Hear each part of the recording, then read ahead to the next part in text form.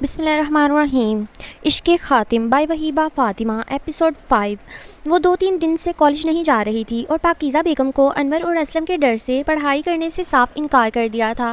ارقم کو سن کر عجیب سا لگا تھا۔ دن کے تقریباً 1 بجے کا وقت تھا۔ پاکیزہ بیگم اپنے فاؤنڈیشن گئی ہوئی تھیں۔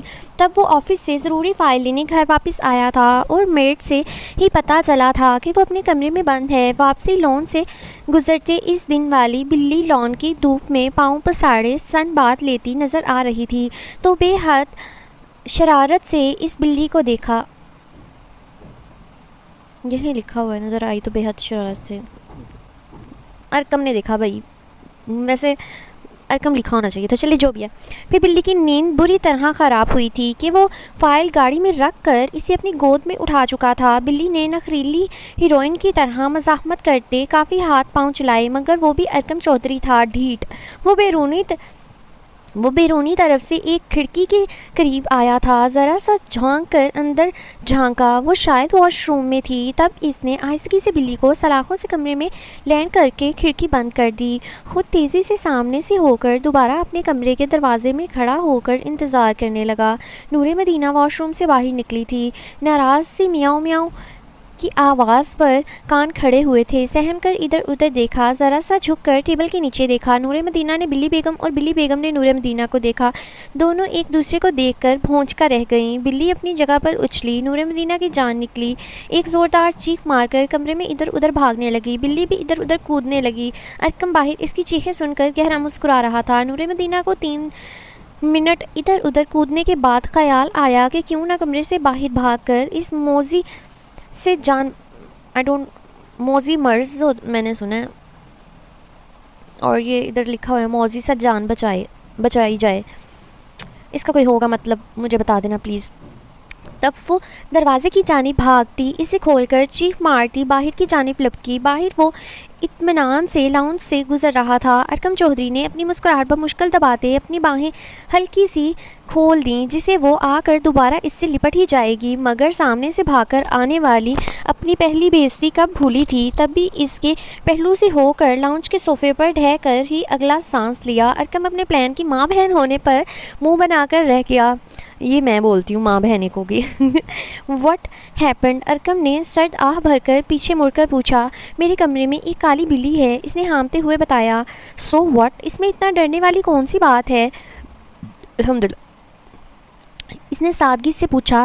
مجھے بلیوں سے ڈر لگتا ہے، وہ جھنجھلا کر بولی۔ ارقم اس کے کمرے کی جانب بڑھا کہ بلی بیگم کو اس کے کمرے سے باہر نکال سکے تاکہ نور مدینہ بیگم مختلف قسم کی چیخیں مار مار کر بلی کو ہراس کرتی اسے ہارٹ اٹیک ہی نہ دے دے۔ آپ کہاں جا رہے ہیں؟ اس نے پیچھے سے ہانک لگائی اس بلی کو پکڑنے تاکہ محترمہ یہ نہ بول سکیں کہ اس گھر کے محافظوں پر دھتکار ہے۔ ارقم نے بہت سکون سے اس کی بات اسے ہی لوٹائی۔ نور مدینہ گڑبڑائی تھی مگر وہاں بیٹھے رہنے کے علاوہ اور کوئی چارہ بھی نہیں تھا۔ وہ 2 منٹ میں ناراض اور ہراساں بلی کو اٹھائے باہر لایا تھا، جس کا ہارٹ فیل کرنے میں نور مدینہ نے کوئی کسر نہیں اٹھا رکھی تھی۔ دور نور مدینہ اپنی ادھر لکھا ہوا ہے نور دینہ دور نور مدینہ اسے اپنی جانب آتا دیکھتی پھر بوکھلائی تھی۔ یہی الفاظ یہ بد نصیب بلی ادا کر رہی ہوگی محترمہ، ارقم نے بول کر دانتوں تلے لب دبائے۔ نور مدینہ نے اسے گھورا۔ واللہ یہ قاتل نگاہیں، ارقم نے بلند آواز میں کہا تو نور مدینہ چونکی مگر فوراً بلی کی جانب متوجہ ہوا تھا، اس سے بات کرتا باہر چلا گیا تھا۔ ارقم کا بچہ، وہ تلملائی مگر جب اپنے الفاظ پر غور کیا تو آنکھیں حیرت سے پھیل گئیں۔ اف! سر تا پیر خود ہی لال ٹماٹر ہوتی واپس اپنے کمرے میں بھاگ گئی۔ 2-3 دن فاؤنڈیشن کے چھوٹے سے کلینک میں پڑا رہا۔ کئی لوگ مہنگی ترین گاڑیوں میں اس کا پتہ کرنے آئے مگر اس نے جانے سے صاف انکار کر دیا۔ یہ امید نہیں، یہ آیت اور بصائر کی ہے سٹوری چل رہی، ٹھیک ہے، انکار کر دیا۔ ابھی کچھ دیر پہلے ہی ایک لیمبرگینی فاؤنڈیشن کے باہر آ کر کھڑی ہوئی تھی، جس میں سے ایک شخص 3 پیس پہنے بڑے کروفر سے اتر کر باہر آیا تھا۔ مہنگے بوٹ اور آنکھوں پر سے سن گلاسز اتار کر انتہائی نفرت و حقارت سے اس عمارت کو دیکھا، جس کے گیٹ کے ماتھے پر جلی حروف میں عشق خاتم فاؤنڈیشن لکھا ہوا تھا۔ وہ اسی مغرور چال سے اندر گیا۔ چوکیدار نے انہیں روکنے کی کوشش کی مگر وہ اب جاہلوں کی طرح بلند آواز میں چلانا شروع ہو گیا تھا۔ شور سن کر فرید صاحب باہر آئے تھے۔ کیا بات ہے بشیر؟ کون ہے؟ فرید صاحب نے پوچھا۔ مرزا ہاشم ہوں، مرزا اسیر احمد کا باپ۔ کہاں ہے میرا بیٹا؟ کہاں چھپا کر رکھا ہے میرے بیٹے کو؟ کچھ کر تو نہیں دیا؟ چپ چاپ میرا بیٹا میرے حوالے کر دو تم لوگ، نہیں تو ایسا کیس ٹھوکوں گا کہ تم لوگوں پر اس فاؤنڈیشن کی اینٹ سے اینٹ بجا ڈالوں گا۔ وہ پھر چلائے تو فرید صاحب کو بھی غصہ آ گیا۔ بشیر، انہیں کلینک لے جاؤ اور باپ بیٹے سمیت اب انہیں فاؤنڈیشن کے باہر کا راستہ ضرور دکھا دینا۔ بیٹا نہ گیا تو اٹھا کر باہر پھینک دینا، لیکن آج کے بعد یہ لوگ مجھے یہاں نظر نہ آئیں۔ وہ غصے سے کہتے باہر سے اندر چلے گئے۔ مرزا ہاشم بکتا جھکتا چوکیدار کے ساتھ کلینک کی جانب آیا۔ چھوٹا سا کلینک مگر صاف ستھرا تھا۔ وہ اس چھوٹے سے کمرے میں داخل ہوئے تو بصائر آنکھوں پر بازو رکھے سکون سے لیٹا ہوا تھا۔ مرزا اسیر، یہ کیا حالت بنا رکھی ہے تم نے اپنی؟ وہ اندر آتے اس کی حالت دیکھ کر چلائے تھے۔ بصائر نے اپنی آنکھوں سے بازو اٹھا کر ان کی جانب دیکھا اور اٹھ کر بیٹھا۔ کیا حالت بنا رکھی ہے؟ الجھے گھنے سنہری بالوں میں ہاتھ پھیرتے الٹا انہی سے سوال کرتے۔ اس کا اطمینان قابل دید تھا۔ پہلے مجھے یہ بتاؤ یہاں اتنے دنوں سے کیوں پڑے ہو تم؟ انہوں نے دو ٹوک لہجہ اختیار کیا تھا۔ وہ جو ہر روز چپکے سے وہاں سوپ کا باؤل رکھ جاتی تھی، سوپ کا باؤل ہاتھ میں پکڑے کلینک تک آئی تو باپ بیٹے کی آوازیں سن کر متجسس ہو کر باہر ہی رکھ گئی۔ آپ کے بیٹے کو ایک ملحق مرض لاحق ہو گیا ہے ڈیڈ، اور میں نے ہزار کوشش کی اس سے بچ نکلنے کی، مگر ایسا کسی صورت کر نہیں پایا۔ میری اب تک کی زندگی میں یہ سب میری ساتھ پہلی مرتبہ ہو رہا ہے۔ پہیلیاں مت بجھاؤ، سیدھی طرح بتاؤ کیا ہوا ہے تمہیں؟ مرزا ہاشم نے اسے خونخوار نگاہوں سے گھورا۔ آخر زندگی کا تجربہ تھا، اندازہ تو ہو ہی گیا تھا، مگر وہ جانتے بوجھتے پوچھ رہے تھے کہ اس بات کو سوچنا بھی نہیں چاہتے تھے۔ مجھے عشق ہو گیا ہے اس سے جسے آپ نے مجھے برباد کرنے بھیجا تھا، جس کو روندنے بھیجا تھا، جس کو بدنام کرنے بھیجا تھا۔ سب کچھ الٹ ہو گیا ہے۔ مجھے لگتا ہے وہ سب جو میں اس کے ساتھ کرنا چاہتا تھا وہ کسی غیر مرئی نقطے نے میرے ساتھ کر دیا ہے۔ وہ بہت پرسکون ہو کر اپنا مسئلہ بتا رہا تھا۔ باہر آیت مرزا ہاشم کا رد عمل سن کر اپنا سانس تک روک گئی، جبکہ مرزا ہاشم دھواں چہرہ لیے اسے دیکھے گئے۔ یہ کیا بکواس کر رہے ہو مرزا اسیر؟ پاگل تو نہیں ہو گئے ہو تم؟ اپنے ہوش میں تو ہو؟ کیا سوچ کر تم نے یہ بات؟ زیادہ بھڑکنے کی ضرورت نہیں ڈیڈ، میں جانتا ہوں میں نے کیا کہا، کیا کیا اور کیا کر رہا ہوں۔ صاحب عقل ہوں، صاحب علم، اور اس بات کو جتنی جلد آپ تسلیم کریں گے آپ کے لیے اتنا ہی بہتر ہوگا۔ زیادہ رائتا پھیلانے کی ضرورت نہیں، میں اپنا ایمان مکمل کر چکا ہوں، اور اب دن رات بس یہی دعا ہے کہ میری اس نیک نیتی کی برکت سے وہ مجھے قبول کر لے، نہیں تو کہاں میں گناہوں میں لتھڑا ایک حقیر انسان، اور کہاں وہ پور پاکیزگی میں ڈوبی پر نور شخصیت۔ اس کا لہجہ سادہ تھا۔ یہ سوچ ہے تمہاری مرزا اسیر؟ تم جو ہماری کمپنی کے سب سے فعال بندے ہو، وہ لوگ کبھی تمہیں اپنے گھر سے یوں نکلنے نہیں دیں گے۔ کیوں اپنی جان کے دشمن بن رہے ہو؟ بھول جاؤ کہ میں ایسا کچھ ہونے دوں گا، مرزا ہاشم نے کہا تو اس نے ایک سرد پتھریلی سی کاٹدار نگاہ ان پر ڈالی۔ اگر یہ بات ہے تو آپ مجھے بھی پھر اچھی طرح جانتے ہیں۔ بہرحال میں اب سے لڑنا نہیں چاہتا آپ سے، ورنہ شاید میں نے اب سے پڑھ دیا ہے۔ میں آپ سے لڑنا نہیں چاہتا، نہ کوئی بحث کرنا چاہتا ہوں۔ آپ مجھے اپنی کمپنی سے خارج کر دیں، میں اٹلی واپس نہیں جاؤں گا، بلکہ اس سے شادی کے بعد موم کے پاس چلا جاؤں گا، جس پر آپ کو بالکل اعتراض نہیں ہونا چاہیے۔ بصائر کا لہجہ بہت سرد تھا کہ باہر کھڑی آیت کی بھی ریڑھ کی ہڈی میں سنسناہٹ ہوئی۔ تم مرزا اسیر احمد، بہت اچھی طرح جانتا ہوں میں تمہیں۔ اسے حاصل کرنا تمہیں بس چیلنجنگ لگ رہا ہے، یہ تمہارے لیے ایک تھرل ہے۔ میٹرک سے یہی تو کرتے آئے ہو تم، جو تمہیں گھاس نہیں ڈالتی تھی۔ تم آخر اسے اپنی خوابگاہ میں اپنے قدموں میں جھکا کر ہی سانس لیتے تھے۔ تم بس اسے تسخیر کرنا چاہتے ہو تو چھوڑو اس شادی وادی کے پخ کو، اپنے فارم ہاؤس پہنچو، میں اسے تمہاری خوابگاہ کی زینت بنا دوں گا، پھر جتنا چاہے مرضی کھیلنا، بلکہ اٹلی لے جانا۔ جب دل بھر جائے تو باقیوں کی طرح اٹھا کر پھینک دینا زندگی سے باہر۔ مرزا ہاشم سکون سے اسے اتنی گھٹیا بات کر رہے تھے کہ بصائر کا چہرہ لال بھبوکا اور دھواں ہو گیا، جبکہ باہر کھڑی آیت کی ٹانگیں ہتک اور ذلت کے احساس سے بے جان ہو کر تھر تھر کانپنے لگی تھیں۔ اپنے لبوں پر سختی سے ہاتھ رکھ کر اپنی سسکیوں کا گلا گھونٹا، انتہائی تمیز سے اور منہ سنبھال کر بات کریں ڈیڈ، آپ کا لحاظ کر رہا ہوں، نہیں تو یہ غلیظ الفاظ اگر کسی اور نے کہے ہوتے تو اب تک گدی سے زبان کھینچ لیتا میں اس کی۔ ہونے والی بہو ہے وہ آپ کی، تھوڑا اس بات کا تو لحاظ کیا ہوتا، تھوڑی شرم کی ہوتی، اور میں اپنے تمام گناہوں سے توبہ کر چکا ہوں۔ اب مجھے ایسی کوئی خواہش نہیں۔ کاش اللہ تعالیٰ آپ کو بھی نیک ہدایت دے دے۔ آپ اپنا قیمتی وقت ضائع مت کریں اور جائیں یہاں سے۔ ویسے بھی آپ کے اور آپ کی دولت کے بیچ جو آتا ہے، آپ اس سے اپنا ہر تعلق ختم کر دیتی ہیں، تو موم اور ارقم کی طرح مجھے بھی بھول جائیں۔ بصائر نے اطمینان سے کہا تھا، یہ تم ٹھیک نہیں کر رہے مرزا اسیر۔ اوہ پلیز ڈیڈ، میرا نام محمد بصیر احمد ہے۔ بصیر میں کہہ دیتی ہوں، بصائر ورڈ ٹھیک ہے۔ آئندہ کے بعد مجھے کسی اور نام سے، اس نے شاید مرزا کہا تھا، ہاں اس نے کہا میرا نام محمد بصائر احمد ہے، آئندہ کے بعد مجھے کسی اور نام سے پکارنے کی جرت نہ کیجیے گا۔ اب جائیں یہاں سے۔ بصائر اب نہ چاہتے ہوئے بھی اپنی ٹون میں واپس آیا تھا۔ تبھی اس کی اس دہاڑ سے باہر کھڑی آیت بھی تھر تھر کانپ گئی تھی۔ میں دیکھ لوں گا تم سب کو۔ مرزا ہاشم نے دانت پیسے اور سن گلاسز لگاتے جھٹکے سے باہر نکلے، مگر باہر نکل کر ٹھٹک کر رک جانا پڑا۔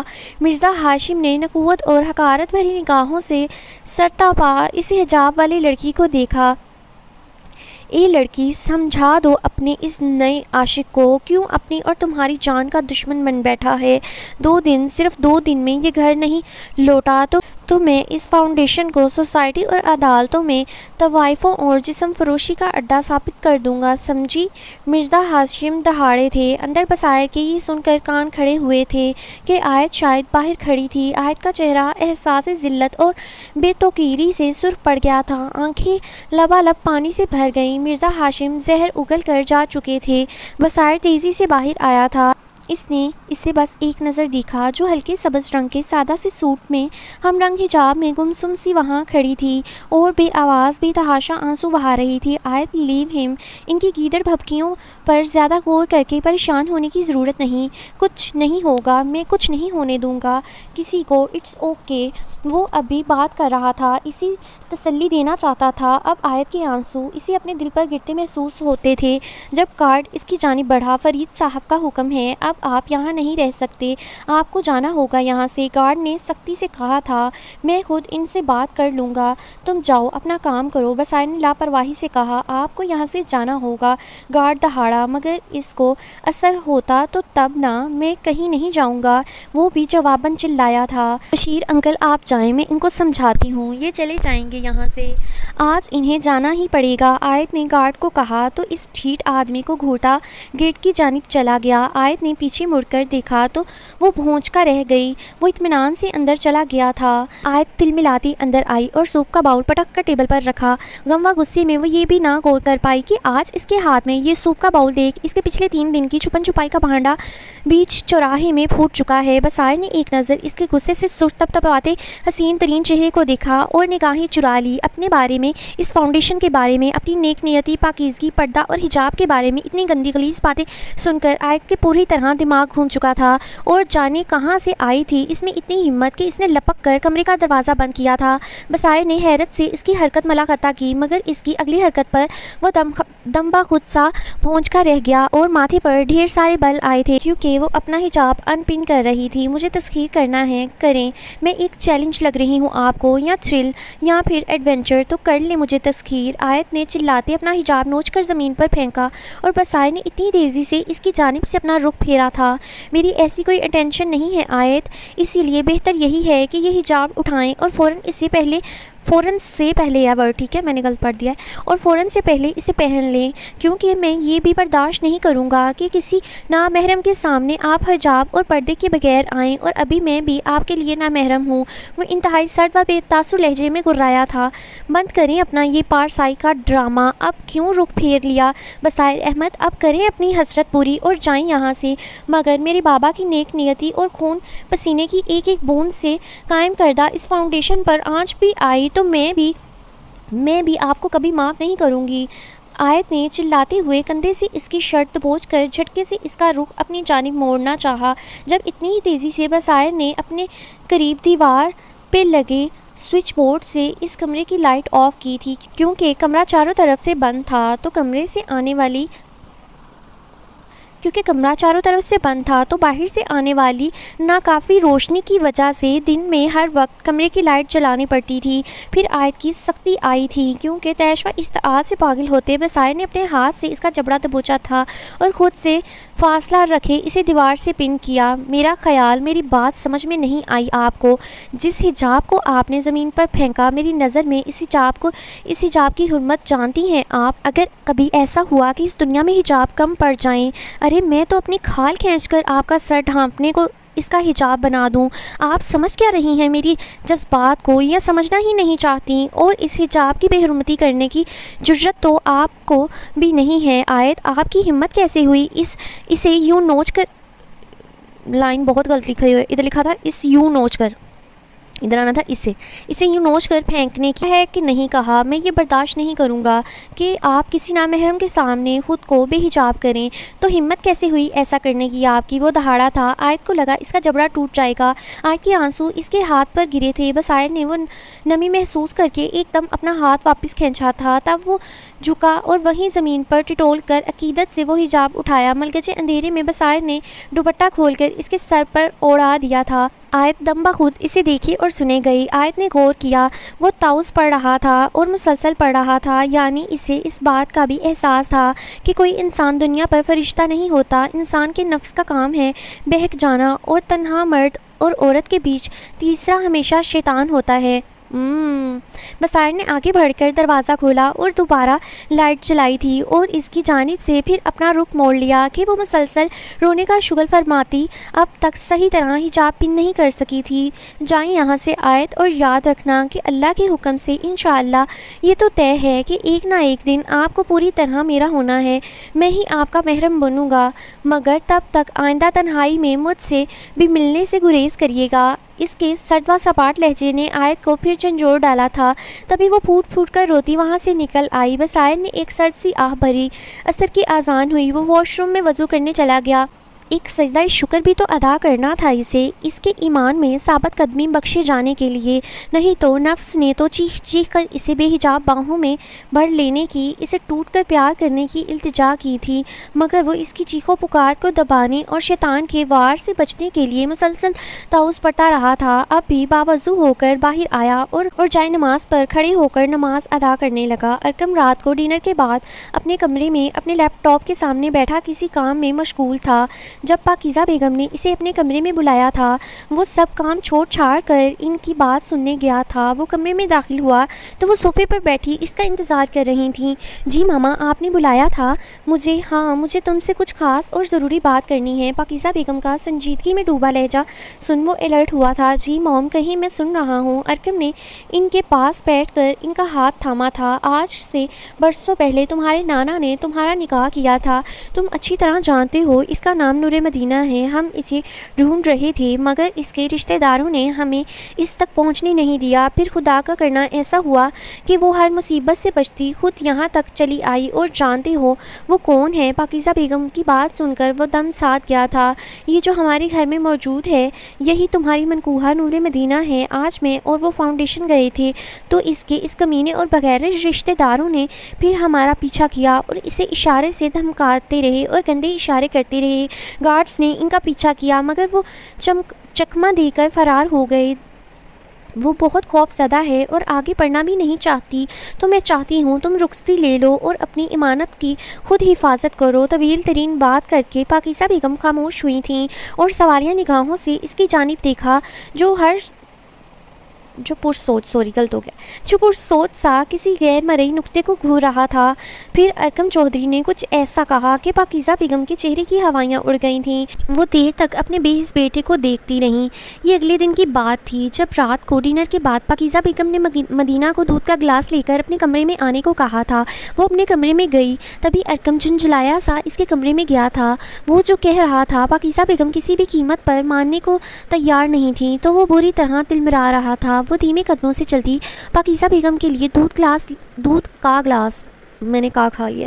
دودھ کا گلاس لے کر جا رہی تھی جب ان کے کمرے کا دروازہ کھولتے ہوئے اندر سے آتی آوازوں میں اپنا نام سن کر ٹھٹک کر رک جانا پڑا۔ نور مدینہ seriously mom, I main look at her, کوئی جوڑ نہیں ہمارا، وہ جاہل ان پڑھ گوار دیہاتن لگتی ہے موم، اور شاید آپ کو یاد ہو جب میں نے پہلی مرتبہ اسے اس گھر میں دیکھا تھا تو وہ مجھے اپنے حلیے سے اس گھر کی میڈ لگی تھی۔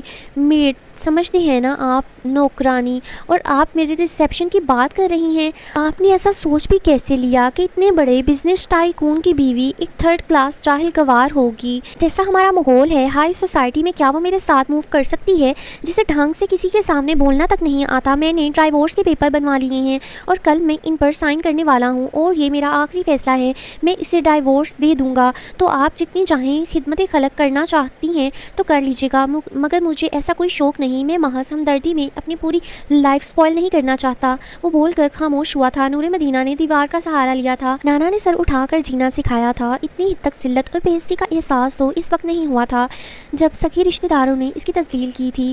میں ایسا ہرگز نہیں ہونے دوں گی ارکم چودھری، یہ بات اپنے دماغ میں بٹھا لو۔ اوہ کم آن موم، اب یہ ٹپیکل ماؤں کی طرح ایموشنل بلیک میل کرنے کی تو کوشش ہی مت کیجیے گا، کیونکہ میں اپنا فیصلہ نہیں بدلنے والا۔ میں صبح اسے ڈائیورس دے رہا ہوں، وہ بالکل میری ٹیسٹ کے مطابق نہیں ہے، میرا سٹینڈرڈ۔ وہ اور بھی بہت کچھ بول رہا تھا۔ نور مدینہ تیزی سے اپنے کمرے میں آئی تھی۔ اسے اس بے حس، بے غیرت، بے مہر، دولت پرست اور حسن پرست کے لیے تو ایک بھی آنسو نہیں بہانا تھا۔ ہاں وہ اتنی قابل ضرور بنے گی کہ ایک دن اس کی آنکھوں میں آنکھیں ڈال کر کھڑی ہو کر بات کر سکے، تب قابلیت کی اونچائی کی مسند پر پہنچ کر وہ اسے ضرور کہے گی کہ اب دو مجھے ڈائیورس، آگے سے گم ہو گیا۔ اب پھر وہ وقت ایسا ہوگا کہ ارکم چودھری چاہے ایڑیاں رگڑے مگر وہ پیچھے مڑ کر اس کی جانب دیکھنا تک گوارا نہیں کرے گی۔ اپنی چھوٹی سی بیگ میں اپنے تمام ڈاکیومنٹس اور ضروری چیزیں، صرف وہ 2 جوڑے جو وہ گاؤں سے لائی تھی رکھے، اپنا بیگ باہر لے کر نکلی۔ چوکیدار نے کچھ کہنا چاہا مگر اس نے اسے بری طرح جھٹکا دیا۔ رات کے اندھیرے میں اس گھر کی دہلیز پار کر گئی تھی۔ وہ بے تحاشا روتی ہوئی مین سڑک پر آئی جہاں پہلے سے ایک رکشے والا کھڑا تھا۔ وہ اتنی حواس باختہ تھی کہ فوراً رکشے میں بیٹھ گئی۔ باجی کہاں جانا ہے؟ رکشے والے نے رکشہ سٹارٹ کیا اور پوچھنے لگا۔ عشقی خاتم فاؤنڈیشن۔ مختصر جواب دے کر وہ باہر دیکھ کر بے آواز آنسو بہانے لگی۔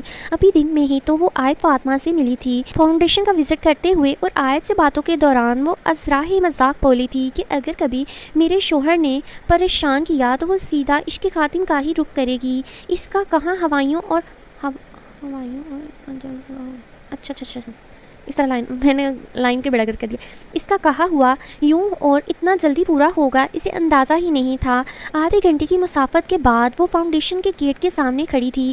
جانے کیوں مگر چوکیدار نے رکشے کی آواز سن کر گیٹ کھول دیا۔ بلک بلک کر روتے وہ رکشے سے اترتی کانپتے ہاتھوں سے اسے کرایہ دیا اور اپنا بیگ لے کر اندر بھاگی۔ آیت کے اپارٹمنٹ پہنچی تو وہ سامنے ہی کھڑی تھی۔ وہ آیت کے سینے سے لگی اور بری طرح رو دی۔ آیت اسے اندر لے گئی۔ جاتے وقت ایک نظر گیٹ کی جانب ضرور دوڑائی تھی۔ لیا جو اس کی نگاہوں نے جائزہ میرا تو ٹوٹ گیا خود سے رابطہ میرا۔ سماعتوں میں یہ کیسی مٹھاس گھلتی رہی، تمام عمر رہا تلخ ذائقہ میرا۔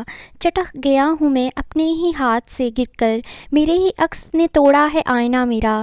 کیا گیا تھا کبھی مجھ کو سنسار جہاں، وہیں لگایا گیا ہے مجسمہ میرا۔ جبھی تو عمر سے اپنی زیادہ لگتا ہوں، بڑا ہے مجھ سے کئی سال تجربہ میرا۔ عداوتوں نے مجھے اعتماد بخشا ہے، محبتوں نے تو کاٹا ہے راستہ میرا۔ میں اپنے گھر میں ہوں گھر سے گئے ہوں کی طرح، میرے ہی سامنے ہوتا ہے تذکرہ میرا۔ میں لٹ گیا ہوں مظفر حیات کے ہاتھوں، سنے گی کس کی عدالت مقدمہ میرا۔ امید ابھی بھی واش روم سے چہرہ تھپتھپاتے باہر نکلی تھی۔ تقریباً 1 ماہ ہو گیا تھا۔ زندگی جیسے حبس زدہ سی ہو گئی تھی۔ اس کا دم گھٹتا، یوں محسوس ہوتا جیسے کہ اسے حبس میں جا میں رکھا گیا ہو۔ گھر میں کافی گہما گہمی تھی، شادی کا ماحول تھا۔ چندہ تارا کی کچھ سسرالی مسائل کی وجہ سے شادی اب 1 ماہ بعد ہو رہی تھی اور آج ان کی باراتیں تھیں، مطلب آج وہ دونوں رخصت ہو کر اپنے سسرال جانے والی تھیں۔ جب سے وہ ارزنش خان کی منظور نظر ہوئی تھی، چندہ اور تارا کا رویہ اس سے کافی زیادہ بہتر ہو گیا تھا۔ ہاں پر کوثر بیگم کا رویہ ابھی بھی کافی حد تک خطہ ہوتا تھا، مگر وہ اب کم و بیش ہی ان سے مخاطب ہوتی تھی یا ان کی عجیب باتوں کے جواب میں خاموش ہی رہتی۔ آج چندہ اور تارا کی باراتیں تھیں اور حسب معمول اس کے لاکھ احتجاج اور طبیعت خرابی ہونے کے باوجود ارزنش خان نے اپنے ریسیپشن بھی ساتھ ہی، مجھے لگتا ہے میں نے بی کھا لیا، اپنے ریسیپشن کا بھی ساتھ ہی سوچا چھوڑ دیا تھا۔ امید ہر احتجاج کی طرح وہ اس احتجاج کو بھی ذرا سا بھی ادھر کے آ رہا ہے، ادھر میں نے لکھا پڑھا ہے نا، امید نے ہر یہاں نا امید کے ہر احتجاج کی طرح وہ اس احتجاج کو بھی ذرا سا بھی خاطر میں نہیں لایا تھا۔ تبھی امید نے بے تحاشا ناراض ہو کر کسی بھی قسم کی ایکٹیویٹی میں حصہ لیا ہی نہیں تھا۔ اس کی تمام شاپنگ اور سب تیاریاں ارسنش خان نے خود ہی کی تھیں۔ صبح سے طبیعت پہلے سے ہی زیادہ عجیب اور بوجھل محسوس ہو رہی تھی، اور اب تو متلی کر کر کے حلق بھی خشک ہونے لگا، تو وہ پانی پینے کے لیے کمرے سے باہر نکل کر کچن کی جانب گئی۔ تب ساتھ والے کمرے سے آواز سن کر اس کے قدم ٹھٹک کر ادھر ہی رکے تھے۔ اب تو دل بھر گیا ہوگا ارزنش تمہارا، اب کیوں وہ تو گلے میں لٹکا رکھا ہے، اب تو جان چھڑا لو اس پہ کار اور فضول لڑکی سے۔ بس کری امی، ارزنش خان کی تیز کارتار دہاڑ سننے کو ملی تھی۔ سوچ سمجھ کر بات کیا کریں کہ آپ بھی بیٹیوں والی ہیں، اللہ تعالیٰ نہ کرے کہ کبھی چندہ اور تارا کو 2-3 ماہ بعد یہی الفاظ سن کر اپنے گھر واپس آنا پڑے تو تب کیا کریں گی آپ؟ ہے کوئی جواب آپ کے پاس؟ کتنی مرتبہ کہوں کہ قبول کر لیں اسے، کہ اب ساری زندگی وہی آپ کو آپ کے بیٹے کے ساتھ نظر آئے گی۔ ادھورا ہوں میں اس کے بغیر، وہ میرے ساتھ ہے تو میں مکمل ہوں۔ ارزنش خان چلانے لگا، لڑکی اب بھی اپنا دل صاف کر لو، کتنے اچھے لفظ بول رہا ہے وہ تمہارے لیے۔ ایک تو کچھ لڑکیاں بہت ہی نا ڈھیلے اسکرو کی ہوتی ہیں، زرمش کی طرح، ان کو تو بندہ سونے کا بھی مل جائے نا تو وہ اپنی نفسیاتی لحاظ سے نا بس اس بندے بارے میں، چلو اس نے غلط کیا مان لیا، ٹھیک ہے، جیسے اس کے ساتھ زاویہ نے غلط کیا تھا، مان لیا تھوڑا بہت اس نے ہمارے ساتھ غلط کیا، ویسے اس نے تو تھوڑا زیادہ ہی کر دیا، لیکن چلو اب وہ اچھا ہو رہا تھا، اس کو ہونے دو۔ لڑکیاں بیٹا ٹیڑھی ہڈی کی بنی ہوتی ہیں، وہ کہتی ہیں نہیں، ایک دفعہ جو ٹیڑھا ہے نا وہ ٹیڑھا ہی رہنا ہے، آپ کی طرح نہیں ہوتا ہر انسان، لڑکے تھوڑا ڈفرینٹ ہوتے ہیں، سمجھا کرو۔ بذات خود میں چاہے لڑکی ہوں، میں لڑکوں کو سپورٹ کر رہی ہوں اس معاملے میں یا نہیں، میں ہوں نا، میرے ساتھ کوئی غلط کرے گا نا، اگلی دفعہ وہ میرے ساتھ صحیح کرے گی تو میں پھر کہتی ہوں نہیں دیکھو، ہر انسان کو موقع دینا چاہیے، یہ نہیں سوچنا چاہیے اس نے میرے ساتھ غلط کیا تو وہ ہمیشہ غلط ہی رہے گا، نہیں، اس کو سیکنڈ چانس دینا چاہیے، ٹھیک ہے، یہ نہیں کہ وہ غلط ہے تو وہ غلط ہی رہے گا۔ اللہ تعالیٰ کے بس میں ہوتا ہے دل بدلنا، اللہ تعالیٰ چاہیں تو 1 منٹ میں سب کا دل بدل دیں، اور اگر چاہیں تو ساری زندگی آپ گڑگڑاتے رہو تو اس انسان کا دل نہ بدلے، تو آپ کو اگلے بندے کو تھوڑا سا موقع دینا چاہیے، ٹھیک ہے، اللہ پہ چھوڑ دینا چاہیے سب کچھ۔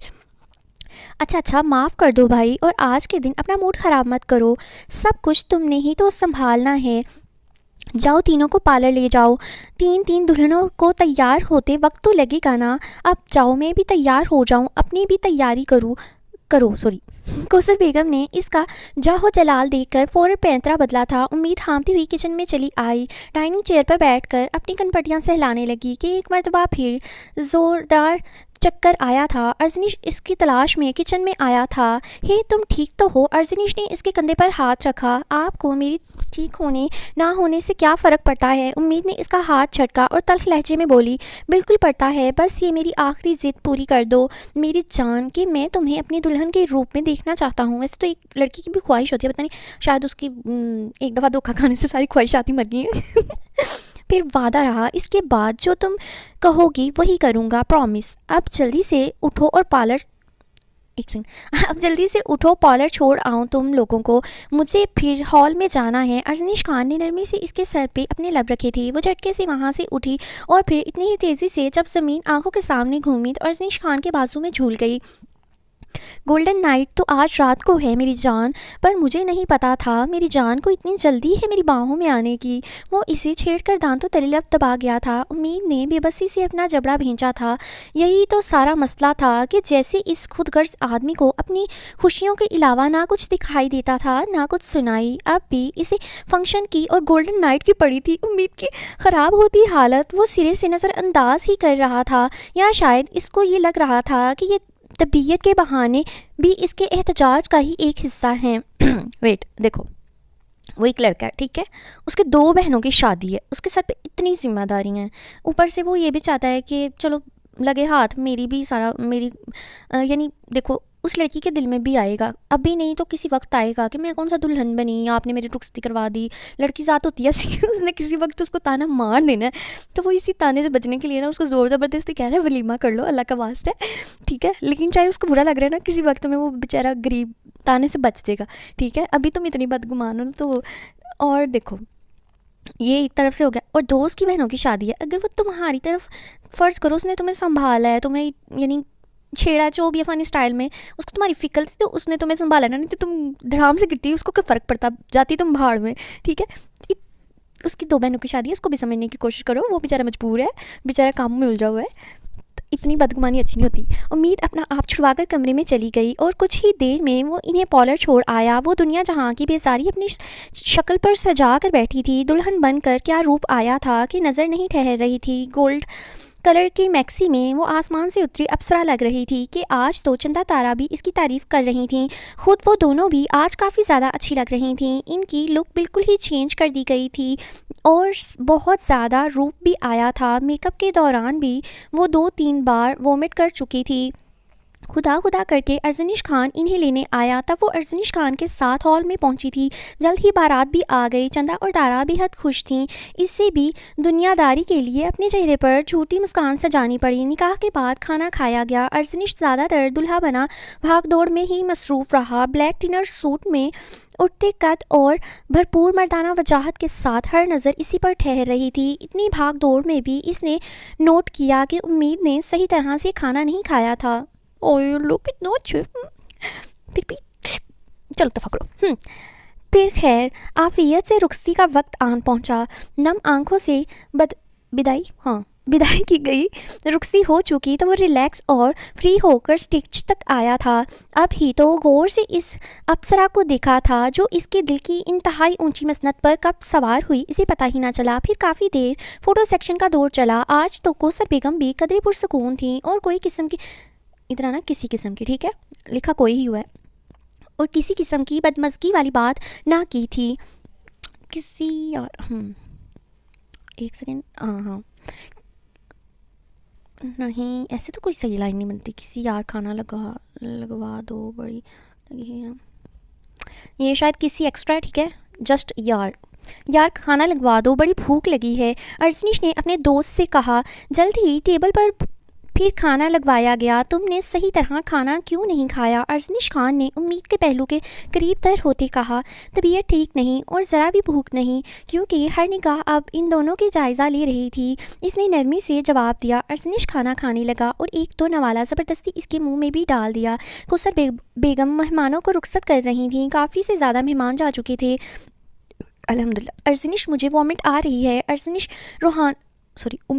امید روحان سا ہوئی. ارزنش کو کھانا چھوڑ چھاڑ اب اس کی فکر لاحق ہوئی تھی. تبھی جلدی سے اٹھتا اس کا بازو تھام کر اسے برائڈل روم کے واش روم میں لایا تھا. وہ وامٹ کر کے نڈھال ہو چکی تھی. ٹشو سے دھلا منہ صاف کرتی باہر آئی. تم ٹھیک تو ہو امید؟ ارزنش خان کے ہاتھ پیر پھول گئے تھے کہ وہ ہوش و خرد سے بیگانہ ہو کر ارزنش خان کے بازو میں جھول گئی تھی. امید ارزنش خان نے اسے مسلسل پکارا. تب وہ اسے بازو میں اٹھائے ہی باہر آیا.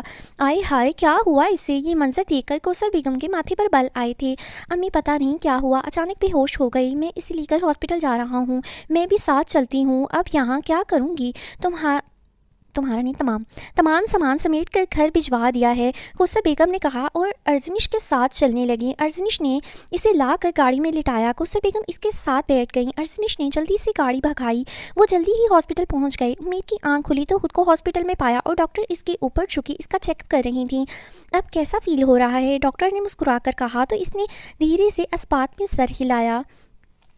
سسٹر ان کے شوہر اور ساس کو اندر بلائیں، ڈاکٹر نے کہا تو سسٹر انہیں اندر بلا لائیں. وہ لوگ اندر داخل ہوئے تو ڈاکٹر نے ان کی جانب پروفیشنل مسکراہٹ اچھالی. کوئی پرابلم نہیں ہے، یہ اس حالت میں ایسے نارمل ہوتا ہے. پریگنینسی کی وجہ سے بہت ویکنس ہو رہی ہے، تبھی یہ چکر وغیرہ آ رہے ہیں. آپ کی مسز 1 منتھ پریگننٹ ہیں، ڈاکٹر نے کہا تو ارزنش خان نے سرے خوشی میں امید کو دیکھا. اس خبر سے تو کوثر بیگم کا چہرہ بھی کھل گیا تھا، مگر امید جو دمبا خود سی رہ گئی تھی یکدم ہی سسک پڑی. ڈاکٹر نے چونک کر اس کی جانب دیکھا جو دلہن بنی غصب ڈھا رہی تھی. ڈاکٹر مجھے یہ بیبی نہیں چاہیے، ابھی تو میری پڑھائی. وہ بلک بلک کر رو دی. یہ خبر نہیں گویا اس پر ایک دھماکہ تھا. ارزنش نے سنجیدگی سے اسے دیکھا. جبکہ کوثر بیگم کچھ کہنے لگیں تب اس نے ہاتھ کے اشارے سے انہیں کچھ بھی بولنے سے منع کر دیا. اس کی اس بات سے ڈاکٹر کے ماتھے پر بل آئے تھے. یہ سب تو بیٹا آپ کو شادی سے پہلے گناہ کرتے ہوئے سوچنا چاہیے تھا. حد ہو گئی ہے، ان کا حق حلال کا بچہ ہے. عورت تم نے اس کو حرام کا ہی بنا دیا ہے، کیا کرتی ہو؟ اب یہ واہ ویلا مچانے کا کیا مقصد ہے، اور اس ننھی جان کا کیا قصور جن کے والدین اس طرح اسے ناجائز؟ بس ارسنش خان نے بیچ میں مداخلت کر کے ڈاکٹر کی بات ٹوک دی تھی کہ ان کی یہ بےہودہ باتیں سن کر امید مزید شدت سے رونے لگی تھی۔ ایسا کچھ نہیں ہے ڈاکٹر جیسا آپ سوچ رہی ہیں، ہمارا نکاح ہوئے تو 7-8 ماہ ہو چکے اور رخصتی 1.5 ماہ پہلے ہوئی تھی۔ میری بہنوں کی شادی کی وجہ سے یہ ریسیپشن ڈیلے ہو گیا، باقی میں اپنے رشتے کی وضاحت دینا کسی کو ضروری نہیں سمجھتا، لیکن اگر کوئی میری دنیا میں آنے والے بچے کو گناہ یا ناجائز کہے تو صحیح، میں گدی میں سے زبان کھینچ لوں گا اس کی۔ اوہ آئی ایم سوری، مگر آپ کی مسز کے حلیے اور یہ خبر سن کر اس رد عمل میں سے کوئی بھی یہ سمجھ سکتا ہے، ادھر میں ایکسٹرا ٹھیک ہے، جو میں سمجھی۔ ڈاکٹر نے نرمی سے وضاحت دی، وہ ابھی کم عمر ہے، نادان ہے، پڑھ رہی ہے، میں جانتا ہوں، میں نے بہت جلدی اس کے کندھوں پر اتنی بڑی ذمہ داری ڈال دی، وہ اسی لیے گھبرا رہی ہے، اور کوئی بات نہیں، اوکے، میں میڈیسن اور ڈائٹ وغیرہ لکھ دیتی ہوں، یہ بہت ویک ہیں، ان کا خیال رکھیے گا مسٹر ارزنش۔ ڈاکٹر اب مختلف طرح کی ہدایات دے رہی تھیں جو وہ غور سے سنتا رہا، اور وقتاً فوقتاً ایک نگاہ اس سسکیاں بھرتے نازک سراپے پر بھی ڈال دیتا۔ وہ میڈیسن کا پلندہ لے کر اس کا ہاتھ تھامے باہر نکلا۔ پورے ہاسپٹل میں سب ان کی جانب اچھا جڑے لفظ ہیں نا، پڑھنے میں مجھے بہت مشکل آ رہی ہے، یہ والا ناول بہت مشکل لگ رہا ہے پڑھنے میں۔ چلے معنی خیز انداز میں دیکھ کر چیم گوئیاں کر رہے تھے۔ نئی نویلی دلہن کا ہاسپٹل میں کیا کام تھا؟ ایک تو لوگوں کو دوسرے کے معاملات میں جانے کیوں اتنی دلچسپی ہوتی ہے، اس چیز نے امید کو مزید مینٹلی ڈسٹرب کر دیا تھا۔ گاڑی میں بھی وہ آنکھیں موندے سیٹ سے سر ٹکائے لیٹی رہی۔ ارزنش اور کوثر بیگم آپس میں باتیں کرتی رہی۔ کوثر بیگم کے تو پاؤں ہی زمین پر نہیں ٹک رہے تھے، خبر ہی ایسی تھی، بیٹے کی اولاد دیکھنے کی خواہش کس ماں کو نہیں ہوتی۔ اس خوشخبری نے تو ایسی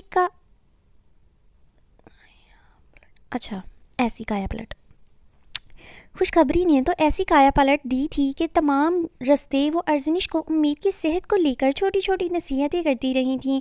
گھر پہنچے تو گاڑی کے ہلکے سے جھٹکے سے امید نے آنکھیں کھولیں۔ میں کچن میں جا کر اس کے لیے خاص بادام والا دودھ بناتی ہوں، تم اسے کمرے میں لے جاؤ۔ ارزنش کوثر بیگم کے منہ سے پھول گرے تو امید نے حیرت سے انہیں دیکھا، مگر ان کا چہرہ بے تاثر تھا اور لہجہ بالکل سادہ تھا۔ کوثر بیگم اندر چلی گئیں۔ ارزنش نے اس کا بازو تھامنا چاہا جو امید نے بری طرح جھٹک دیا۔ میں ٹھیک ہوں، بالکل خود چل سکتی ہوں، آپ پیچھے ہٹیں۔ وہ تا گئی تھی خود سے سامنے کھڑے بے حس بے مہر ڈھیٹ شخص سے۔ اس سب سے، اپنی قسمت سے، یا شاید اپنی زندگی سے بھی، اس بار بھی ارزنش خان نے اس کی مرضی کو قابل اعتنا نہ جانا تھا، تبھی جھک کر اسے بازو میں بھر لیا۔ ارزنش، امید نے اس کا گریبان پکڑا اور چلائی، شش، خاموش رہو امید۔ ارزنش خان، آج کی رات کی دلہنیں زیادہ بولتی اچھی نہیں لگتیں، ارزنش خان نے بول کر اسے سٹا پیر سلگا ہی دیا تھا، تبھی وہ سیخ پا ہوتے رو ہی دی تھی۔ ارزنش نے بے بسی سے اپنے لب بھینچے، کمرے میں لا کر اسے بیڈ پر اتارا۔ امید کو کمرے کا ماحول دیکھ کر مزید گھٹن کا احساس ہوا کہ پورے کمرے کو پھولوں سے سجایا گیا تھا اور بیڈ پر سیج سجائی گئی تھی۔ اس کے رونے میں شدت آئی اور ارزنش خان کے ماتھے پر بلوں کا جال بچھا تھا۔ مسئلہ کیا ہے یار تمہارے ساتھ؟ میں جتنا تمہیں خوش کرنے کی کوشش کر رہا ہوں، سب کچھ بہتر اور اچھا کرنے کی امید لگائے بیٹھا ہوں، تم اتنا ہی میرے لیے مشکلات میں اضافہ کر رہی ہو۔ اب بتاؤ مجھے، اتنے خوشی کے موقع پر اس قیمتی لمحات میں تم یہ آنسو بہا کر کیا ثابت کرنا چاہتی ہو؟ مسئلہ کیا ہے تمہارے ساتھ؟ ہوا کیا ہے آخر؟ وہ جھنجھلا کر بولا تھا۔ امید کے گلے میں جو پھندا سا اٹکا ہوا تھا وہ تو پھٹ ہی پڑا۔ آپ ہیں میرا مسئلہ ارزنش خان، صرف آپ۔ میں نہیں رہنا چاہتی آپ جیسے خود غرض، دھوکے باز اور مطلب پرست شخص کے ساتھ۔ تو کیوں نہیں چھوڑ دیتے میری جان؟ کیوں اس لولے لنگڑے میں کیا پڑھنے لگی تھی، کیوں اس لولے لنگڑے بے نام سے رشتے کو گھسیٹ رہے ہیں آپ؟ میں کتنی مرتبہ بتاؤں کہ میں نہیں رہنا چاہتی آپ کے ساتھ، چھوڑ دیں مجھے، طلاق چڑاخ۔ امید کے الفاظ نے منہ میں ہی دم توڑا تھا۔ کوثر بیگم جو دودھ کا گلاس لے کر کمرے میں داخل ہوئی تھی، اس کی یہ بکواس سن کر ایک زناٹے دار تھپڑ اسے جڑ دیا تھا۔ امید گال پر ہاتھ رکھے پھٹی پھٹی نگاہوں سے انہیں دیکھے گئی۔ امی یہ کیا کیا آپ نے؟ ارزنش خان تڑپ اٹھا۔ تم چپ رہو، یہ بکواس کیے جا رہی ہے اور تم آرام سے کھڑے سن رہے ہو تو بغیرت ہو۔ ایک سن رہے ہو تو بغیرت ہو تم، ایک سن تو بغیرت ہو تم ارزنش، اور تم اچھا یعنی ان کے کہنے کا مطلب ہے کہ تو بغیرت ہو تم. یعنی ماں کہہ رہی ہے کہ تم کھڑے سن رہے ہو نا تو تم بغیرت ہو. حد ہوگی ویسے. اچھا یعنی اب میں اس سے زیادہ ڈیٹیل نہیں دے سکتی. ان کے کہنے کا مطلب ہے کہ اگر تمہاری بیوی تمہارے سامنے کھڑی ہو کے اتنا بک رہی ہے نا, تم نے اس کے اوپر ابھی تک ہاتھ نہیں اٹھایا تو تم بغیرت ہو. لو جی ماما نے پتا اگے مائیاں کہندیاں نے کہ تسی تھلے لگے ہو کی ہو نہیں کی. ہاں جورد غلام اج پہلی ہسٹری دی ماں ہے جنہیں نا انہوں بغیرت ہی بنا چھڑیا. چل گل مکی. ٹھیک ہے, کدھر تھی میں؟ اور تم آرام سے کھڑے سن رہے ہو تو بغیرت ہو تم ارزنش. اور تمہیں عزت راس نہیں ہے کیا؟ میرا بیٹا اور ہم سب تمہیں اس گھر کی عزت بنانا چاہتے ہیں. میرے بیٹے نے تمہیں اپنا نام دے کر زمانے کے سرد و گرم سے بچایا ہے, نہیں تو کہاں جاتی تم؟ میرا بیٹا تمہیں اپنی بیوی کا درجہ دے چکا ہے تو تکلیف کیا ہے تمہیں؟ کون سے ظلم اور جبر کے پہاڑ توڑ رکھے ہیں تم پر؟ اپنی مرضی سے اٹھتی ہو, بیٹھتی ہو, سوتی ہو, جاگتی ہو, پڑھائی بھی نہیں روکی. صرف ایک بیوی کا فرض نبھانا موت ہے تمہارے لیے. اور ایک بات بتاؤ, اس سے طلاق لے کر تم نے جانا کہاں ہے؟ کس نے آس دی رکھی ہے؟ کوئی اور امیدوار اچھا مجھے لگا صرف امید کا نام ہے, آگے کوئی اور لفظ ہے. کوئی اور امیدوار بھی ہے تمہارا؟ کوثر بیگم چلا رہی تھیں. امید پلک پلک کر رو دی. امی پلیز, پہلے ہی اس کی طبیعت ٹھیک نہیں اور اب آپ. ارسنش خان جن چلایا تھا. اسے چھوٹ بھی تب ہی دی ہے کہ اس کے پیٹ میں تمہارا بچہ ہے, نہیں تو آج اس بکواس پر میں اسے جان سے مار ڈالتی. اب دو دوائی اسے اور اسے کہو اپنا منہ سیدھا کر لے, نہیں تو نوکرانیوں سے بھی بدتر زندگی بنا دوں گی اس کی. یہ گھر اب میرا ہے تو یہاں مرضی بھی میری چلے گی, سمجھے تم دونوں؟ کوثر بیگم مزید بھڑکتی کمرے سے نکل کر اپنے کمرے میں چلی گئیں. ارزنش نے اپنی کن پٹیاں سہلائیں اور اسے دیکھا جو گھٹنوں میں منہ دیے رونے کا شغل فرما رہی تھی. اس نے اپنا کوٹ اتار کر صوفے پر اچھالا, ٹائی کی نوٹ ڈھیلی کرتے کمرے کو لاک کیا. امید میڈیسن لے لو پلیز. اس نے ہتھیلی پر میڈیسن رکھ کر اس کے آگے کی اور دودھ کا گلاس پکڑایا. وہ ہار چکی تھی, بالکل شکستہ پا تھی. آج اسے اس گھر میں اس کی اوقات بھی بتا دی گئی تھی. سسکتے ہوئے گھٹنوں سے منہ نکال کر اس کے ہاتھ میں میڈیسن کو دیکھا اور بمشکل دودھ کا آدھا گلاس ہی پی پائی کہ ایک مرتبہ پھر جی متلانے لگا. ایسے کیسے یار, ختم کرو اسے, ارزنش نے اصرار کیا. اس نے بے بسی سے بھیگی آنکھیں اٹھا کر اس کی جانب یوں دیکھا کہ ارزنش خان مونگ کی طرح پگھلا تھا. اچھا مت پیو, یہ میں پی لیتا ہوں. اس نے گلاس لبوں کو لگایا اور اسے ختم کر دیا. گلاس ٹیبل پر رکھ کر وہ اس کی جانب متوجہ ہوا تھا. اس کے قریب ہو کر اس کے بھیگے چہرے سے آنسو صاف کیے. امی کی باتیں دل پر مت لینا, وہ غصے میں بول گئیں. وہ سب ایسا کچھ نہیں ہوگا, مجھ پر بھروسہ رکھو, میں تمہارے ساتھ کچھ برا نہیں ہونے دوں گا. تم ہی اب میرا سب کچھ ہو, میں سب کچھ ٹھیک کر دوں گا الحمدللہ. کچھ دنوں تک تمہارا برتھ ڈے ہے. اس دن کے لیے میں نے تمہارے لیے ایک گرینڈ سرپرائز تیار کر رکھا ہے. مجھے یقین ہے اس دن تم صرف مجھ سے محبت کرو گی اور صرف میرے بارے میں سوچو گی. دیکھنا اس کے بعد سب ٹھیک ہو جائے گا. ارسنش دھیمے سے اس کے ہاتھ اپنے ہاتھوں میں دباتا اسے تسلی دینا چاہتا تھا. امید خالی نگاہوں سے دوسری جانب دیکھی گئی. یہ تمہارے منہ دکھائی کا گفٹ لیا تھا میں نے. ارسنش خان نے اپنی پینٹ کی پاکٹ سے ایک چھوٹی سی مخملین ڈبی نکالی. وہ کھلی تو اس میں چھوٹی سی بریسلیٹ تھی. ارسنش نے وہ نرمی سے اس کی کلائی میں پہنا دی. مجھے یہ سب نہیں چاہیے آپ سے, مجھے آپ سے بھروسہ, مان, عزت, محبت اور یقین چاہیے تھا جو آپ کب کے اپنے پیروں تلے رونٹ چکے ہیں. وہ اپنا ہاتھ چھڑا کر پھر تلخی سے مسکرائی تھی. میری جان, کہا نا تمہاری برتھ ڈے پر ایک گرینڈ سرپرائز رکھا ہوا ہے. تمہارا سب کچھ تمہیں سود سمیت واپس لوٹا دوں گا, پرومس ہے.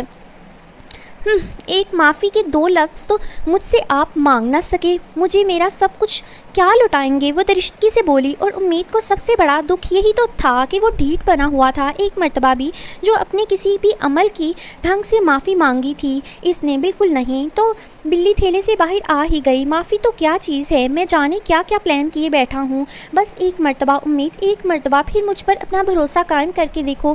میں دنیا بھر کی خوشیاں تمہارے قدموں میں ڈال دوں گا, آئی پرومس. وہ اسے اب مخمور نگاہوں سے دیکھے جا رہا تھا.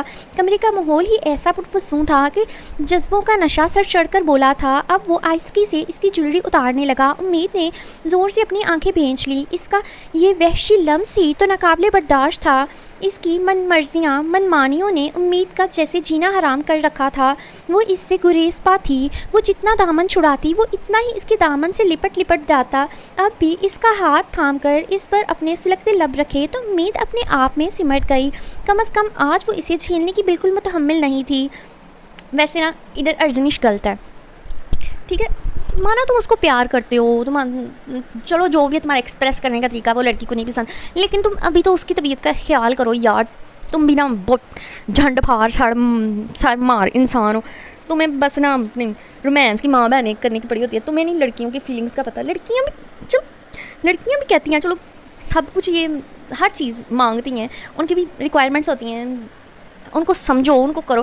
تم بس منہ چک کے ایک سائڈ ایک کے پاس لگے ہو ٹھیک ہے, تو اس کو سمجھو, اس کی طبیعت نہیں صحیح, اس کو ریسٹ دو. یہ کہ ماحول کے فسوخ ہزی میں تم بھی بہ ہی گئے ہو, ٹھیک ہے. اب بھی اس کا ہاتھ تھام کر ہاں چلو میں تھوڑا سا اوپر سے پڑھ گیا, کچھ نہیں ہوتا. اب بھی اس کا ہاتھ تھام کر اس پر اپنے سلگتے لب رکھے تو امید اپنے آپ میں سمٹ گئی. کم از کم آج وہ اسے چھیلنے کی بالکل متحمل نہیں تھی.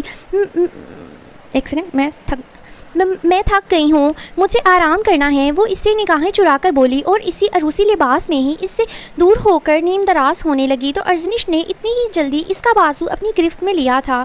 پلیز یار آج تو یہ گریز مت برتو, 1 ماہ ہو گیا ہے مجھے, ہر بار ایسے محسوس ہوتا ہے کہ میں تم سے زبردستی کر رہا ہوں.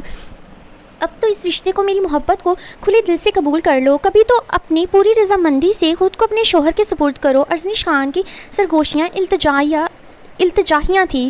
امید نے پہلو بدلا, اس کے ارادے جان کر وہ دل و جان سے لرز اٹھی تھی. میری طبیعت ٹھیک نہیں, امید نے اس کی جان لیوا قربت سے گھبرا کر اس سے اپنا آپ چھڑاتے ہوئے کہا. یہ بہانہ تو کافی پرانا ہے, ایسی سچویشن میں یہ سب تو ہونا ہی ہے, لیکن میڈیسن لی ہے تو ٹھیک ہو جائے گی. لیکن آج کی اس خاص رات میں اپنے شوہر کے جذبات کا بھی تو احساس کرو میری جان. دیکھو آئی ول کل یو ارجنش, تم لڑکیوں کو جانتے ہی نہیں ہو, تمہاری میں اتنی سپورٹ کر رہی تھی, تم کیسے بندے ہو, دفعہ ہو جاؤ, تم بھاڑ میں جاؤ. تم میری سپورٹ کے قابل ہی نہیں ہو, میری سپورٹ تو قابل عذاب یار. میرا کرش, خیر مجھے تو ہر ناول میں ایک بندے پہ کرش ہو جاتا ہے. خیر چھوڑو, میرا تو کوئی بھی کرش نہیں ہے, یہی کہہ سکتی ہوں. ارجنش خان نے اس کی بات ہوا میں اڑائی اور اس کے چہرے پر جھک کر اس کے چہرے کا ایک ایک نقش اپنے سلگتے لبوں سے چوما. ارجنش وہ مریل سی آواز میں اسے پکار بیٹھی جس نے اس معاملے میں کبھی بھی اس کی آہیں سسکیاں التجا کو قابل اعتنا شاید لفظ ہے, مجھے اعتبار لگا, قابل اعتنا جاننے کی کوشش نہیں کی تھی.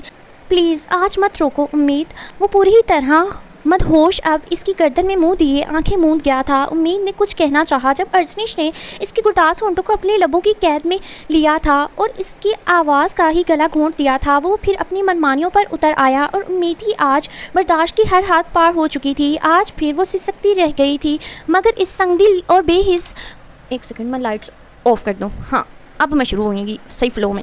مگر اس سنگ دل بے حس خود غرض شخص کو نہ پہلے اس کی آہوں سے کوئی فرق تھا اور نہ اب کوئی فرق پڑتا تھا. وہ سکون حاصل کر کے گہری نیند سو چکا تھا. امید واش روم میں بند کافی دیر روتی رہی. فریش ہو کر چینج کر کے آئی تو جانے کہاں سے آئی اس میں اتنی ہمت کہ الماری سے چادر نکال کر سکون سے اوڑھی اور وہ کمرہ کھول کر باہر سے لاک کر دیا. پھر اپنے کمرے میں آئی, پہلے سے تیار کر کے چھپایا ہوا اپنا ڈاکیومنٹس کا چھوٹا سا بیگ اٹھایا اور باہر نکل آئی. آج اتنے عرصے بعد قسمت نے ساتھ دیا تھا کہ وہ اس گھر کی دہلیز پار کر چکی تھی. وہ تھکاوٹ کے بعد کی گہری نیند تھی جو ارجنش خان سے اس کا سب کچھ چھین کر لے گئی تھی. وہ گھر سے نکلی تو خوف سے تھر تھر کانپ رہی تھی, مگر ایک رکشہ والا آخر مل ہی گیا جو بزرگ سا تھا. وہ رکشے میں بیٹھی اور انہیں عشق خاتم فاؤنڈیشن کا بتایا. کافی زیادہ مسافت طے کر کے وہ فاؤنڈیشن آئی تھی. رکشے والے کو پیسے ادا کر کے وہ فاؤنڈیشن کے گیٹ تک آئی تھی. چوکیدار ایسی صورتحال میں نہ پتہ اور تفصیل پوچھ کر مجھے لگا میں نے شاید نہ کہا ہے تو ادھر نام ہے نام پتہ اور تفصیل پوچھ کر اندر جانے کی اجازت دے دیا کرتا تھا. تبھی وہ اندر چلی آئی. اندر آ کر گراؤنڈ میں بنے بینچ پر بیٹھی پھوٹ پھوٹ کر روتی. کب ہوش و خود سے بیگانہ ہو گئی پتہ ہی نہ چلا. وہ جب یہاں آئی تو کسی سے بھی بات نہیں کرتی تھی. اس کی مینٹلی اور فزیکلی کنڈیشن اتنی ابتر تھی کہ آیت بھی بعض دفعہ اس کی جانب سے پریشان ہو جاتی تھی. ارجنش کی آنکھ کھلی تو یوں ہی کسل مندی سے لیٹا رہا. آج چندہ اور تارا کے ولیمے بھی تھے. چہرہ موڑ کر دوسری جانب دیکھا تو وہ اس کے پہلو میں موجود نہیں تھی. وہ جھٹکے سے اٹھ بیٹھا. وہ کچن میں تو نہیں گھس گئی ناشتہ وغیرہ بنانے. وہ یہ سوچ کر سخت بدمزہ ہوا, ایک تو اس لڑکی کا پتہ نہیں چلتا, ابھی رات ہی ڈاکٹر نے کہا ہے آرام کرنا ہے. امید بلند آواز میں اسے پکارا. تب بھی کوثر بیگم نے दरवाजे से अंदर झांका था। उठ जाओ अर्जनिश, उम्मीद को भी जगा दो। कब से नाश्ता बनाकर इंतज़ार कर रही हूँ तुम दोनों का। वलीमे में शामिल होना है, उम्मीद ने पार्लर जाना है, इतना काम है, जल्दी आओ। तो क्या वो किचन में नहीं है अम्मी? वो बालों में हाथ फेरता उठा। नहीं तो किचन में तो नहीं है। अच्छा, कमरे में भी नहीं है, और रूम का दरवाज़ा अभी खोला है। अच्छा, और रूम का दरवाज़ा अभी खुला है, तो मुझे तो लगा बाहर गई होगी। वो उठकर अब वॉशरूम तक गया था, मगर वो खाली था। कहाँ चली गई ये? वो जब पूरा घर घूम फिर कर चेक कर लिया तो वो अब सही मानों में परेशान हुआ था। कहाँ चले गई ये लड़की? अपने बच्चे का भी ख्याल ना किया। अब ऐसी भी क्या नाराज़गी कि औरत अपना घर बार ही छोड़ दे। अगर मेरे पोते पोती को आँच भी आई तो कभी माफ़ नहीं करूँगी इस पागल बगैरत नाफरमाबरदार लड़की को। कौसर बेगम भल भल आंसू बहाती इसे कोसती रहीं। कहाँ का वलीमा? कौन सा वलीमा? वो रात तक पागलों की तरह इसे ढूंढता रहा, मगर वो कहीं नहीं मिली थी। कॉलेज की एक क्लास फेलो के घर जाकर पता किया था, मगर इसे नहीं मिलना था, और वो ना मिली। अर्जनिश खान माही भी आपकी तरह तड़पा था। एक तो वो जो अब मताहे जान थी, दूसरी वो नन्ही जान। घंटे दिनों में और दिन महीनों में बदल गए। इसे नहीं मिलना था, ना वो मिली। अब इसे बिछड़े 4 माह हो गए थे। बस हमा वक्त अर्जनिश खान के लबों पर इसकी और अपने बच्चों जैसे उसके ट्विंस ट्रिपलेट्स होने थे, मैंने तो ऐसे बच्चे की सलामती की दुआ मचलती रहती थी। ढूंढना कभी छोड़ा ही नहीं। इसे चप्पा चप्पा करिया या I don't know what is करिया चप्पा चप्पा करिया ढूंढा था। और कोना होता है, हाँ, चप्पा चप्पा कोना चले ढूंढा था। और अर्जनिश खान के आखिरी दम तक इसकी ये जुस्तजू कायम रहनी थी। वो बाहर से थक हार कर वापस लौटा था, कोट कंधे पर गिराए, एक हाथ से कोट थामे लाउंज में कदम रखते ही दिल चीरते सन्नाटों ने कानों में साएं साएं करना शुरू कर दिया था। घर के कोने कोने में इस दुश्मन जहाँ की यादें बिखरी हुई थीं। तुम्हारी याद भी मोहसिन किसी मुफलिस की पूंजी है, जिसे हम साथ रखते हैं, जिसे हम रोज़ गिनते हैं। अर्जनिश डायरेक्ट अपने कमरे में आया था। कमरे में आते ही बेड पर औंधे मुंह ढह सा गया था। 4 माह से मुसलसल इसको खोज रहा था। वो दुनिया की भीड़ में इससे नाराज़ जाने कहाँ गुम हो गई थी। पूरे 1 माह वसल के पल गुजार कर जब अर्जनिश को इसकी आदत होने लगी तो वो यूँ, वसल होता है कुर्बत, यानी इकट्ठे रहना, यानी आई डोंट नो अब कितनी वजाहत करूँ, कुर्बत ही होती है, हाँ आदत होने लगी तो वो यूँ नाराज़ हुई कि इससे दूर चली गई। वो जानता था वो गलत था, वो शुरू से गलत था और अब तक गलत था। सबसे बड़ी गलती अर्जनिश खान की थी कि इसने खुद को इस पर मुसल्लत किए रखा। वो जो इसका इतना आदी हो चुका था कि इसकी गुर्बत अर्जनिश खान के लिए एक नशा बन चुकी थी। वो इसका आदी हो चुका था, तभी खुद को इस पर इतना मुसल्लत किया कि इसका सांस लेना दोबर कर दिया। तभी वो इस सदा पिंजरे से आज़ाद होकर इससे दूर हो गई। कौसर बेगम जो पूरे घर में बुलाई फिरती थी, अर्जनिश खान की आहट पर इसके कमरे तक चली आईं।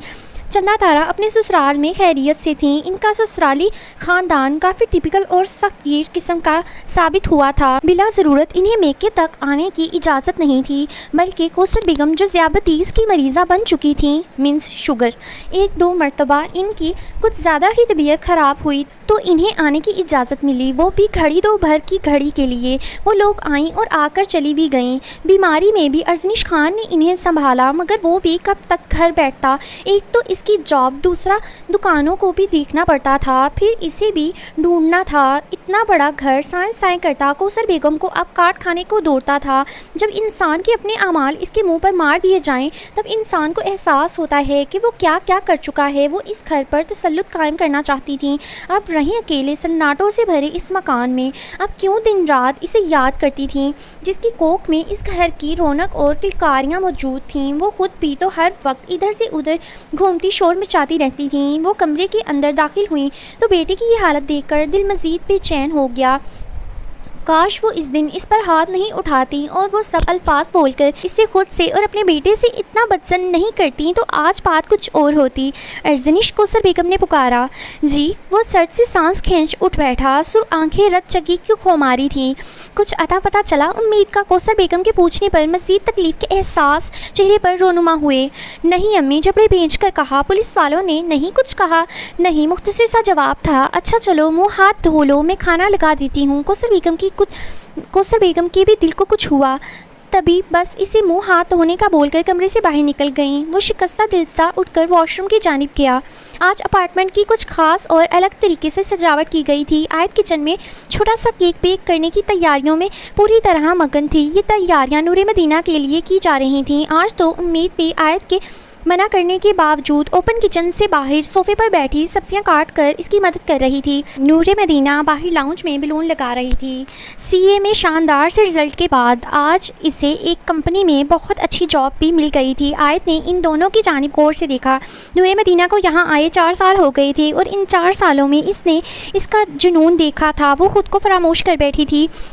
कुछ बनने के लिए, कुछ कर दिखाने के लिए, खुद को मजबूत शख्सियत बनाने की तकद्दू में वो दुनिया की भीड़ में काफ़ी आगे निकल गई थी। खुद पर भी भरपूर तवज्जो देती। वो जो नए अनोखे और अछूते ढंग से पहनती ओढ़ती वही फैशन बन जाता। अब वो लोगों को नहीं, लोग इसे फॉलो करते थे। उम्मीद को यहाँ आए अभी 4 माह हुए थे। वो काफ़ी हद तक संभल गई थी। आयत ने अपनी पूरी जान लगा दी थी इसे इस ट्रॉमा से बाहर निकालने के लिए। अब वो मेंटली और फिज़िकली काफ़ी स्टेबल थी। मीना इधर से उधर चहकती फिर रही थी। वो एक ट्रेन में गुमशुदा 16 साला बच्ची थी जिसे कोई अल्लाह ताला का नेक बंदा ट्रेन से लाकर यहाँ सही सलामत छोड़ गया था।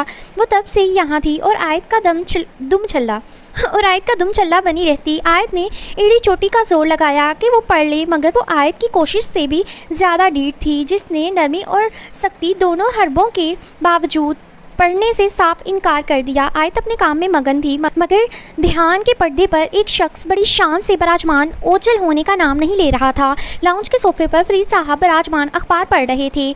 बाहर से बेल की आवाज़ सुनाई दी तो मीना ने दरवाज़ा खोला। सामने बज़ाहिर मलगची से हुलिया में पैंट की पॉकेट में हाथ डाले खड़ा नजर आया था। जी कुछ चाहिए आपको? मीना ने पूछा। फरीद साहब से बोलो कि मैं हूँ और अंदर आने की इजाज़त चाहता हूँ, बज़ाहिर ने सुकून से कहा। मीना ने अंदर आकर फरीद साहब से बज़ाहिर का मुद्दा बयान किया तो फरीद साहब ने बेइख्तियार आयत की जानिब देखा, जिसकी पूरी तवज्जो मीना की बात की जानिब थी। मगर जैसे ही फरीद साहब ने इसकी जानिब देखा वो निगाहें चुरा गई। बुला लो इसे अंदर, फरीद साहब ने आजिज़ आकर कहा। मीना ने ये पैगाम जाकर बसायर को दिया तो वो सरशार सा अंदर दाखिल होके दीदारी यार की खातिर बस एक भरपूर निगाह इसके फिरोज़ी शलवार कमीज़ के ऊपर फिरोज़ी दुपट्टा ओढ़े दिलकश सरापे पर डाली। फिर दानिस्ता बड़ी मुश्किल से मगर निगाहें फेर ही लीं। आयत जाने क्यों काम करती करती बौखला सी गई थी। क्यों बरखुद्दार, क्यों आए हो? कोई काम था क्या? फरीद साहब ने दानिस्ता अपना लहजा करख्त किए रखा और इसे बैठने के लिए भी नहीं बोला। जी बहुत अच्छी खुशबू आ रही थी अंदर से और मुझे भूख भी बहुत लगी है तो इसीलिए अंदर चला आया, बसायर ने कहा। तो आयत के तेज़ी से चलते हाथ पल भर को थम से गए थे। दानिस्ता कैबिनेट खोलकर इसमें से कोई नादीदा चीज़ तलाशने लगी, मगर आंखों में आई नमी किसी सूरत भी पीछे धकेलने में नाकाम हो रही थी। वो एंड पे सारा फ्लो ख़राब हो गया पढ़ने का। फरीद साहब भी चुप से हो गए थे। वो जो किसी को भूखा नहीं देख सकते थे अपने मुंह से भी नवाला निकाल कर दूसरे को खिला देते। एक नौजवान कितने दिनों से भूखा प्यासा फाउंडेशन के ग्राउंड में पड़ा था। ये बात आज इनको बहुत तकलीफ़ दे गई थी। बैठ जाओ, फरीद साहब ने आहिस्ती से कहा। वो सोफे पर बैठ गया और चुपचाप वहाँ की तैयारियां देखने लगा। कोई ख़ास बात है क्या बाबा? किस चीज़ की तैयारी चल रही है? वैसे आयत की बर्थडे तो नहीं है, क्योंकि इनकी बर्थडे तो अगले मंथ है। वो अपनी ही लय में बोले गया, मगर फिर इन सब के चेहरे के मुख्तलिफ तरह के तासुरात देखकर अचानक खामोशी इख्तियार कर ली। इधर आयत ने पहलू बदला। नूरे मदीना बेटी अपने इम्तिहान में बहुत अच्छे नंबरों से पास हो गई है और इसे बहुत अच्छी जॉब भी मिल गई है। इसी खुशी में ये बच्चियां लगी हुई हैं, फरीद साहब ने सादगी से जवाब दिया। बसायर ने इस छोटी सी लड़की को देखा जो इसके घर की इज्जत थी, इसके भाई की इज्जत थी। वो काफ़ी दिन पहले सारी तफसीलात जान चुका था। अरकम से इसे इस बेवकूफ़ाना और गैर जिम्मेदारी की तवक्का हरगिज़ नहीं थी, जैसे वो अपनी बीवी के हवाले से लापरवाह बना हुआ था। फिर एक नज़र सामने सोफे पर सर झुकाए बैठी इस नाजुक मगर जालिम लड़की की जानिब देखा, जो तख्लीक के मराहिल से गुजरती बड़ी सी चादर से अपना वजूद छुपाए बैठी जाने कौन सी दुनिया की सैर को निकली हुई थी। एक दो बार मिला था वो अर्जनिश खान से। इसकी तकलीफ़, आंखों में छुपी हसरत, तलाश और कुर्ब व अज़ियत का लामतनाही सिलसिला था, जो शायद इस छोटी सी जान के मिल जाने पर ही ख़त्म होता। बसायर ने सर से सांस खींची। वो ठीक किचन के सामने बैठा था और अब वक्तन फ़वक्तन एक गहरी निगाह इस रगे जान को देख लेता, जिससे जिसने इसकी दुनिया मुकम्मल तौर पर बदल दी थी। और ये बस चंद दिनों में ही हुआ था इसके लिए। वेट چلو دفعہ کرو، میں اندر نہیں بولنا چاہتی وہ اٹلی سے آیا تھا تو کیا تھا مرزا اسیر احمد، مگر اب مکمل طور پر بدل گیا تھا. اب وہ آیت کا بصائر بن جانا چاہتا تھا پوری طرح. آیت اب اس کی سلگتی نگاہوں کی تپش خود پر محسوس کر کے بری طرح کنفیوز ہو رہی تھی اور کام کرتے ہوئے خود کو مصروف دکھانے کی خاطر فضول اٹک پٹک کیے جا رہی تھی. یعنی وہ جو ہم کرتے ہیں دھڑم دھڑم دھڑم برتن مارتے ہیں جب میری ماما مجھے کہے نا کہ سحر کوکنگ کر دو یا کوئی برتن دھو دو، میں اتنی زور زور سے برتن مارتی ہوں نا. میری ماما کہتی ہیں خدا اپنا ہے، لڑکی چھوڑ دے، اللہ کا واسطہ ہے، برتن تیرے سے توبہ مانگ رہے ہوں گے، کہہ رہے ہوں گے اس عورت سے مجھے چھڑوا دو عورت مطلب کس طرح میرے منہ پہ آتا ہے. ہماری ایک ٹیچر تھیں، وہ چھوٹی سی بچی کو بھی نا عورت ہی کہتی ہوتی تھی. اے عورت، بات سنو. لٹرلی مجھے اتنا برا لگتا تھا نا وہ ٹیچر. مجھے اسٹرکٹ ٹیچرز بری نہیں لگتی ہیں. اسٹرکٹ ٹیچرز بھی آپ کا بھلا سوچتی ہیں، آپ کو کسی وجہ سے ڈانٹتی ہیں، ٹھیک ہے، لیکن وہی بچے ہیں، ان کے احساسات ہیں. یہ اے عورت والی کون سی بات، اے نہیں تھی ویسے کہتی یہ عورت ایسے کر کے مثلا نا وہ، یعنی میں آپ کو کیسے بتاؤں، ہاں یعنی وہ اس طرح کہتی ہوتی تھی یہ جو عورت ہے نا یہ بہت خراب ہے.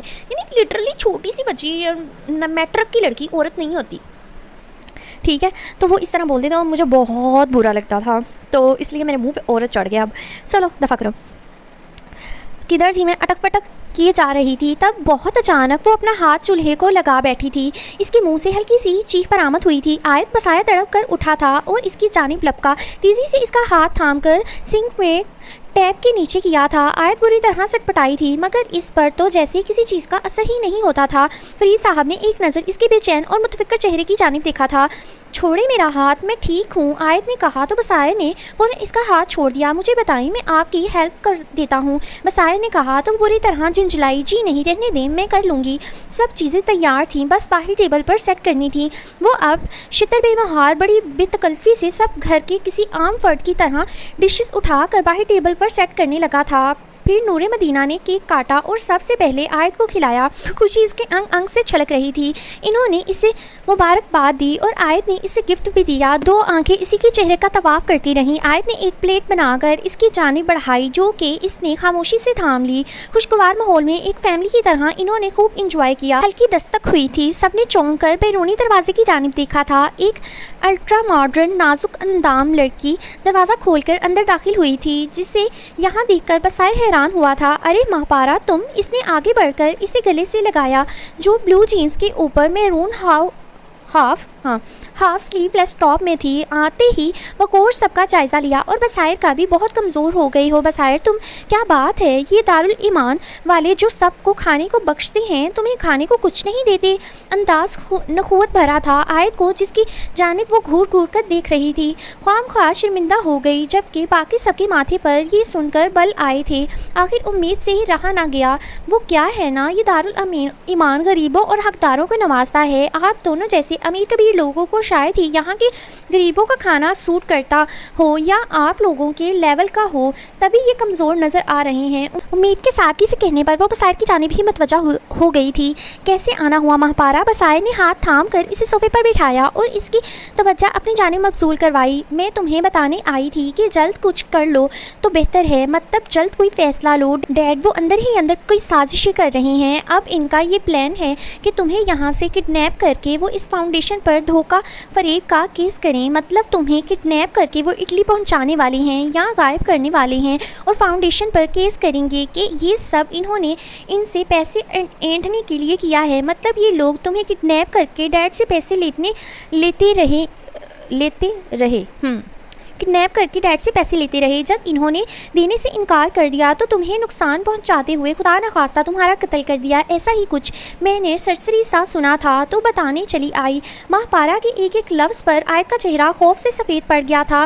فرید صاحب بھی حقیقت میں پریشان ہوئے تھے. وہ اتنا گھٹیا سوچ بھی کیسے سکتے ہیں؟ بصائر کو لگا اس کی آواز کھائی سے آئی ہے. وہ صرف سوچ ہی نہیں رہے، کر بھی گزریں گے. تم جانتے ہو انہیں اچھی طرح. اب جلد کچھ کر لینا. اوکے، میں چلتی ہوں. وہ اپنی جگہ سے اٹھی اور ایک گہری نظر حجاب میں لپٹے اس شفاف پاکیزہ اور پرنور چہرے پر ڈالی. ویسے مجھے لگا تھا کہ تمہیں امیر کبیر اور اتنا دولت مند ہونے کی وجہ سے کسی نے اپنے داؤ آنا لفظ ٹھیک ہے اپنے داؤ میں پھانسا ہوگا، مگر اب مجھے لگ رہا ہے میں غلط تھی. بہرحال چلتی ہوں. وہ کہتی یوں ہی ٹک ٹک کرتی جیسے آئی تھی ویسے ہی چلی بھی گئی۔ فرید صاحب کا بی پی ہائی ہونے لگا تھا، تبھی وہ اپنے کمرے میں چلے گئی۔ مدینہ امید کا ہاتھ تھامے اسے اس کے کمرے میں لے گئی۔ آیت کافی پریشان تھی، وہ اندازہ لگا سکتا تھا۔ پریشان مت ہوں آیت، میں ہینڈل کر لوں گا ڈیڈ کو، بصائر نے اسے تسلی دینا چاہی، مگر وہ سرخ چہرہ نم آنکھیں لیے برتن اٹھانے لگی۔ آیت پلیز، بصائر نے اسے پکارا، مگر وہ سن نہیں رہی تھی۔ کان ابھی تک سائیں سائیں کر رہے تھے۔ اگر یہ سب جو وہ بتا کر گئی تھی ہو جاتا تو فاؤنڈیشن کی کس قدر بدنامی ہوتی، ان کی ساری نیک نامی پر ایک بدنما داغ لگ جاتا۔ آخر آنسو آنکھوں سے پھسل کر گالوں پر لڑک گئے۔ بصائر تڑپ کر اٹھا اور کچن میں آ کر اس سے چند قدم کے فاصلے پر آ ٹھہرا۔ نگاہیں اس کی شکایتی معصوم اور بھیگی پلکوں پر آ ٹھہر گئیں، اور پھر آیت کی اس خاموشی اور ان آنسوؤں نے وہ کام کر دکھایا جو وہ اتنے دنوں سے چیخ چلا کر ہر کسی کے سر توڑ کوشش کرنے کے باوجود کوئی اس سے نہیں کروا پایا تھا۔ میں چلا جاتا ہوں آیت، آپ پریشان نہ ہوں، میں ابھی چلا جاتا ہوں، یہاں سے واپس لوٹ رہا ہوں، لیکن آپ یہ آنسو نہیں بہائیں گی پلیز، مجھے بہت تکلیف ہو رہی ہے ان سے۔ بصائر کے کہنے پر بہت اچانک اس نے اپنی جھکی پلکیں اٹھا کر اس کی جانب دیکھا تھا۔ آئی پرومس آیت، میں اس فاؤنڈیشن کی ریپوٹیشن پر، آپ کے کریکٹر پر آنچ تک نہیں آنے دوں گا۔ آئی پرومس، اس نے اسے یقین دہانی کروائی تھی۔ جانتی ہیں آیت آپ کہ میں یہاں سے کیوں نہیں جانا چاہتا تھا، کیونکہ یہاں سے جانے کے خیال سے ہی مجھے میرا دم گھٹتا محسوس ہوتا ہے۔ جانے کیوں مجھے ایسا لگتا ہے کہ عشق خاتم کی ڈور میری سانسوں سے بندھ گئی ہے، اب اگر اس سے الگ ہوا تو یہ ڈور ٹوٹ جائے گی اور میں جی نہیں پاؤں گا۔ وہ بات کرتے ہوئے نم آنکھوں سے ہلکا سا مسکرایا تھا۔ چلے لیٹس سی، یہ تو میں محسوس کر رہا تھا، اب دیکھتے ہیں ایسا ہوتا بھی ہے کہ نہیں۔ اگر مجھے کچھ ہوا تو میرے عشق کی سچائی تو ثابت ہو جائے گی نا آپ پر، لیکن اگر میں نہ رہا تو مجھے اپنی دعاؤں میں ضرور یاد رکھیے گا۔ بصائر کا اٹل لہجہ اس قدر بوجھل اور پختہ تھا، میں نے پتہ نہیں پتخا ہی بنا دیا اس کو، اور پختہ تھا کہ آیت کے رونگٹے کھڑے ہو گئے۔ وہ ششدر سی اسے دیکھے گئی، وہ اسی کی جانب دیوانہ وار دیکھے گیا، جیسے اس کا ایک ایک نقش اپنی آنکھوں کے رستے دل میں اتار لینا چاہتا ہو۔ میں نہ پڑھتی ٹھیک ہوں نہ، کہیں کہیں نہ ایسے ہوتا ہے میری زبان بڑی گندی والی پھسل جاتی ہے، یعنی میں نا کوئی دنیا کے پار کی چیزیں بولنے لگ جاتی ہوں۔ کوئی سمجھے کہ میں تو بلیک میجک کرنی شروع کر دیتی ہوں ناول کے اندر، ایسے لفظ بولنے شروع کر دیتی ہوں۔ نہیں بھائی، میں بلیک میجک نہیں کرتی، بس اندر سے میری زبان پھسل جاتی ہے۔ واقعی وہ نا، اگر اردو تھوڑی سی ٹیڑھی میڑھی ہو جائے نا، یہ خراب ہو جائے تو وہ پتہ نہیں کون سا عجیب و غریب اور دوسرے دنیا کا لفظ بن جاتا ہے۔ وہ اس کی جانب دیکھتے ہوئے دروازے کی جانب گیا تھا۔ نہ جانے کیوں آیت کو بھی اپنا دم نکلتا محسوس ہوا تھا۔ یہ کوئی سحر تھا جو وہ ساحر اس پر پھونک چلا گیا تھا۔ وہ جا رہا تھا اور آیت کو لگ رہا تھا اس کے دل کا تمام لہو نچڑ جائے گا۔ آج دل نے ہمک کر اسے رک جانے کی صدا دی تھی۔ بصائر دل نے دل سے اسے خاموشی سے پکارتے سرگوشی کی، جو کہ شاید اس کے دل نے سنی تھی یا روح نے۔ تبھی وہ نم سرخ آنکھوں سمیت ٹھٹک کر دروازے پر رکا تھا۔ اب جب جانے لگا ہوں تو مت پکاریں آیت، بغیر مڑے اس کے کہے گئے ان الفاظ نے آیت کے پیروں تلے سے زمین کھینچی تھی۔ وہ اپنے ہونٹوں پر ہاتھ رکھتی، اپنی سسکیاں دباتی اپنے کمرے میں بھاگ گئی۔ بصائر وہ دہلیز پار کرتا فاؤنڈیشن سے باہر نکل چلا گیا تھا۔ یاری کاش دنیا میں ایسا حقیقی پیار ہو۔ میں نے کبھی نہیں اتنا سچا پیار کہیں بھی دیکھا نہ سنا یار۔ ہیر رانجھے وانجھے وہ پتہ نہیں کون سی صدیوں کے زمانے تھے، باتیں تھیں۔ ہماری دنیا میں اب یہ پیار نہیں رہے، اب بس اب دفع کرو، میں زیادہ ہی ایموشنل ہو گئی ہوں۔ ہماری دنیا میں اس زمانے میں پیار نہیں رہا، بس یہی کہہ سکتی ہوں۔ یعنی اب تو پیار بس وہی ہے جو شادی کے بعد ہو، نہیں تو شادی سے پہلے تو بس سب سمجھ جاؤ آپ سارے بالغ ہو، سمجھدار ہو، بس وہ والا ہی ہے۔ وہ جیسے وہ اس نے کہا تھا نا آیت نے کہ جسم کا ہی ہوتا ہے کہ پیار کی آخری منزل جسم ہوتا ہے، ٹھیک ہے، وہی ہے بس۔ اب نہیں روحانی پیار رہا، جیسے اس نے دل میں اس کو پکارا، اس نے دل سے ہی دل کی راہ ہوئی، جسے کہتے ہیں دل کی راہ ہوتی ہے، اس نے اس کے دل کی آواز سن لی۔ اب یہ پیار نہیں ہوتا، پتہ نہیں کہاں چلے گئے یہ والے پیار۔ چلو بس کرو سحر, تم تو سینٹی ہو جاتی ہو, تم تو ایسے جیسے اجڑی ہوئی آتما پھیر رہی ہو, تمہیں تو جیسے دفعہ کرو, مجھے نہیں لگی کوئی پیار. ہاں آپ سارے یہ سمجھو گے کہ سحر پیار کی تلاش میں, نہیں کوئی نہیں. آج مہینہ ہو گیا تھا جاب پر آتے, وہ کافی کم وقت میں اپنی محنت رکے, میں ناول پھر درمیان سے کاٹ رہی ہوں بولنے کے لیے. مجھے میری امی ابو کا, میرے بہن بھائیوں کا, سب کا پیار بہت ہے, مجھے اور پیار نہیں چاہیے. الحمدللہ میں پیار سے بہت لدی پھدی ہوئی ہوں. آج مہینہ ہو گیا تھا جاب پر آتے, وہ کافی کم وقت میں اپنی محنت, قابلیت, خود اعتمادی اور سحر انگیز شخصیت کی وجہ سے پوری کمپنی میں مقبولیت حاصل کر چکی تھی. وہ اپنی کمپنی کی بورڈ آف ممبر کی ایڈوائزر تھی. کمپنی کے CEO کے بیٹے بورڈ آف ڈائریکٹر کے ممبر مسٹر آلیان نور مدینہ میں کافی آلیان نور نہیں ہے ورڈ, یہ نور مدینہ ورڈ ہے, ٹھیک ہے. مسٹر آلیان نور مدینہ میں کافی دلچسپی لے رہا تھا. وہ کافی ریزرو, انہوں نے بھی دیکھو نا آلیان کے ساتھ نور جوڑ دیا, اور پیچھے جہاں مدینہ لکھا ہوا ہے ادھر مدینہ بس اینڈ پہ لکھ دیا. میرا بھی کیا قصور ہے. دلچسپی لے رہا تھا. وہ کافی ریزرو اور لیے دیر انداز میں رہتی تھی, جو کہ مسٹر آلیان کو بے تحاشا متاثر کرنے کے لیے کافی تھا.